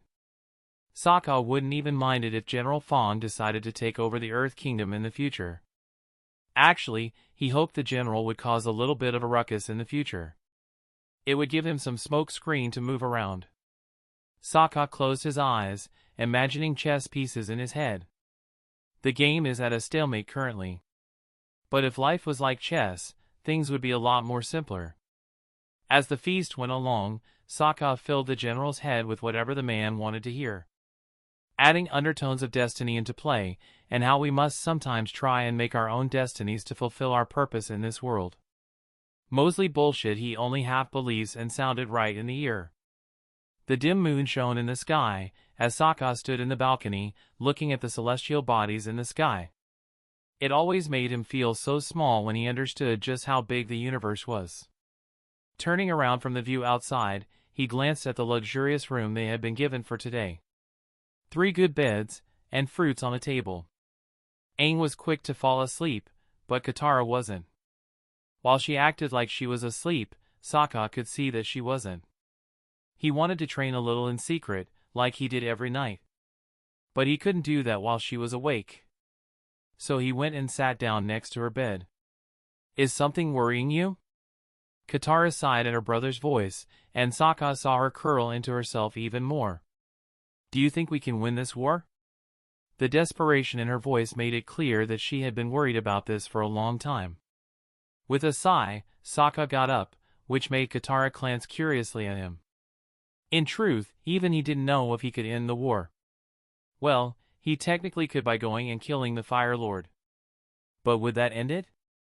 What did ending the war even mean? Also, could he kill the man? Someone who came from a dynasty who fought against earthbenders that could dig underground. The likely place he could assassinate the Fire Lord would be in tight spaces, not a lot to dodge from as fire would be blasted at him. A short-sighted idea like that wasn't something he had in mind for now. But it did pop its head whenever he was worried about something or the other. So many questions, with no answer in sight. By now some colonies have been with the Fire Nation for over 100 years and essentially become one. Then should we leave them as that, giving the Fire Nation a clear opening in case of an invasion again if this one is stopped? Ending a war was such a complicated question that even the Avatar wouldn't be able to answer. Yes, in the end, Soka crushed his uncertainties too and instead concentrated on the things he could control. We will win. Winning a war and ending it were very different issues. After all, even killing the Fire Lord if the vacuum left in power needs to be filled by someone worthy. Katara still seemed worried. So Soka stopped planning for a minute, and all of his worries slipped away as he went and hugged his sister. Don't worry about it too much. You have me here, no matter how it ends, I will protect those close to me. I am quite selfish and like to be happy, without caring about others too much. You keep saying that. But in my eyes you're quite kind, even in the Northern Water Tribe, You did all that just to save the lives of Fire Nation soldiers, Katara chuckled as she hugged him back. Though the time they didn't argue was little and far in between, as siblings they cared for the other. If one fell, the other would be there to catch them. That was a complicated situation, but I understand why she would see it that way. Soka contemplated, gazing at the balcony one last time, and a small smirk came to his face. Not long after that, Katara fell asleep and Soka went to train his spearmanship, knowing that soon there will be some big things. The next day's dawn came about quickly, and Soka spent the whole night training on the roof. No one but Kiwi was there to keep him company. The little fox bathed in the cold night wind that Sokka's spear created. Cue! She made some cute noises when the sun came up and Sokka couldn't help but chuckle. The little fox rolled around like a cat. You cute bastard, think I will start spoiling you like Katara? He was about to joke around with Kiwi a little longer, but Sokka's attention was drawn away when he saw some commotion in the yard. What is this delusional general up to now? Chapter 95, Killing Gods. General Fawn's army had gathered in the training courtyard of the base. A couple of thousand soldiers stood tall as they gazed at the mighty figure of the general. I am amongst you at this time, not as for my recreation or sport, but being resolved, in the midst and heat of the battle, to live or die amongst you all, to lay down, for my manifested destiny, and my kingdom, and for my people, my honor and my blood. Let's manifest our destiny today and let. Sokka observed this from the roof and couldn't help but be impressed by the general. He might have been a little delusional, but that was what made good leaders. General Fawn wasn't making promises he couldn't keep, or speeches he couldn't follow. He truly believed that he could do it. Damn, the Earth Kingdom is lucky to have someone like this, he muttered under his breath. I wish I had a general so delusional as to throw away his life so easily. Kiwi jumped on his shoulder and Sokka petted the small creature, hearing the general and trying to determine what he was up to. Our people have suffered against the Fire Nation for so long, and we have only been on the defense, trying to defend the lands that they haven't taken yet. But that will no longer be so. The general's passionate speech seemed to catch the soldiers' hearts, and Sokka could tell they were excited. Finally, the Earth Kingdom would go on the attack. Due to the size of the land, most people didn't care about what the king and Ba Sing Se had to say, and the big city could keep itself whole in its walls for all they cared. General Fawn was ambitious and planned to do more than just be a general after the war was over. Though the man must have thought the war to be unwinnable by just normal soldiers, Sokka observed that now Fawn seemed confident. Sometimes words speak louder than actions. Better take Aang out of here before he catches sight of the brutality that's going to occur. The kid is 12 and seeing the brutality of war will break him. War is not just killing, it's much, much more brutal. The worst things you can think of, soldiers have probably done during a war. It didn't matter which side you stood in a war. You were the villain to one side. Jumping down from the roof, Sokka landed on the balcony and saw Aang was already there, gazing at the soldiers ready for war with guilt in his eyes. Sokka, what should I do? Sokka stood next to him and put a hand on his shoulder. Right now, the best you can do is master the 4 elements in order. Trying to rush things will just make the situation worse. Let's politely say goodbye to General Fong and leave this place. Staying here longer could have the general end up pulling Aang into the same trick, to try and pull out his avatar state. While General Fong was right about the avatar state being able to defeat Fire Lord Ozai. Right now the state was the same as Aang being a madman. He would injure the allies about as much as the enemy, and activating it forcefully wasn't good. Sokka didn't know everything there was about the avatar state, but he remembered that after every avatar mastered the 4 elements, they would be able to use it. Though Aang broke that cycle a little during the original story, trying to go against the balance and order of elements. There is no shortcut to this, we must just try harder to have you master the 4 elements. I will help you, Aang, but when it comes down to it, I will do things my way, Sokka reminded him before walking back to the room and picking up their things. They needed to get out of here and continue.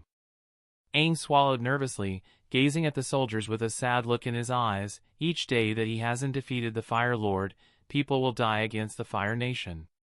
Sokka, what would you have done if you were the Avatar? Soka stopped picking up the things and glanced at Aang with the corner of his eye. If he had been the Avatar, then he would have been ruthless, gathered forces under him, and manipulated the situation by calling the Fire Lord out.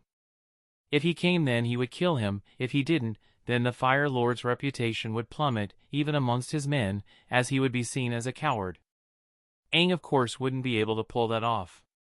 He neither had the demeanor to be manipulative, nor the guts to act ruthless, and have a show of power. I guess I would learn the 4 elements first, Soka lied without missing a beat.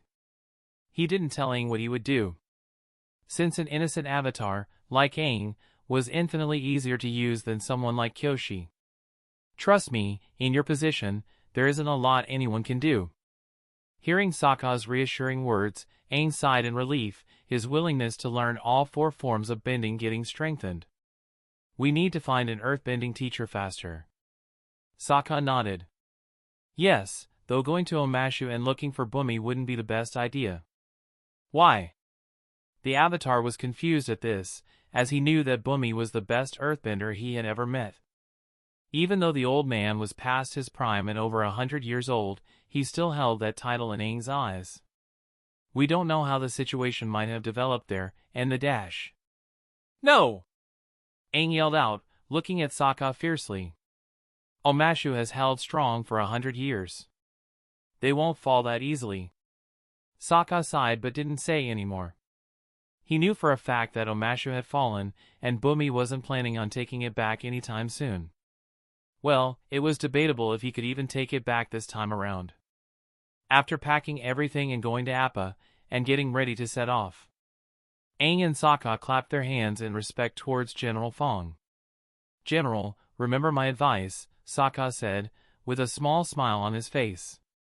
Fong nodded in confirmation. Thank you for your warm welcome, General. I will try my best to end this war as soon as possible, Aang stated confidently. Something that he wouldn't have been able to do without Sokka by his side. Even when you're failing, show confidence, only then you're someone worth following. Ha ha ha, the general laughed out loudly. Don't worry, Avatar Aang, we will solve this by ourselves before you even need to get involved. Though his words were supposed to be encouraging, Aang looked down sadly, as he felt like everyone seemed to be losing confidence in the Avatar. Sokka saw this as the natural human cycle. Once they saw that something was unneeded, then humans would start dropping certain traditions. God is dead. God remains dead. And we have killed him. Sokka remembered the quote from his last world and couldn't help but associate the Avatar with a godlike being. How long until people kill this god? In the end, they fly away and certain thoughts plague Sokka's mind. He also instructs Aang to move about the clouds so they aren't seen when crossing over the Fire Nation army surrounding Omashu. But as they approached the once mighty city, despair dawned in Aang's face. Fire Nation banners flew up high, with red and black fluttering flags everywhere. Industrial, black smoke, and fumes filled the sky with a disgusting oily smell permeating through the air. That's the end of this tale for now. We've caught up to the story, so it will take a while until the next part. If not, I'll finish the story myself. Until then, peace.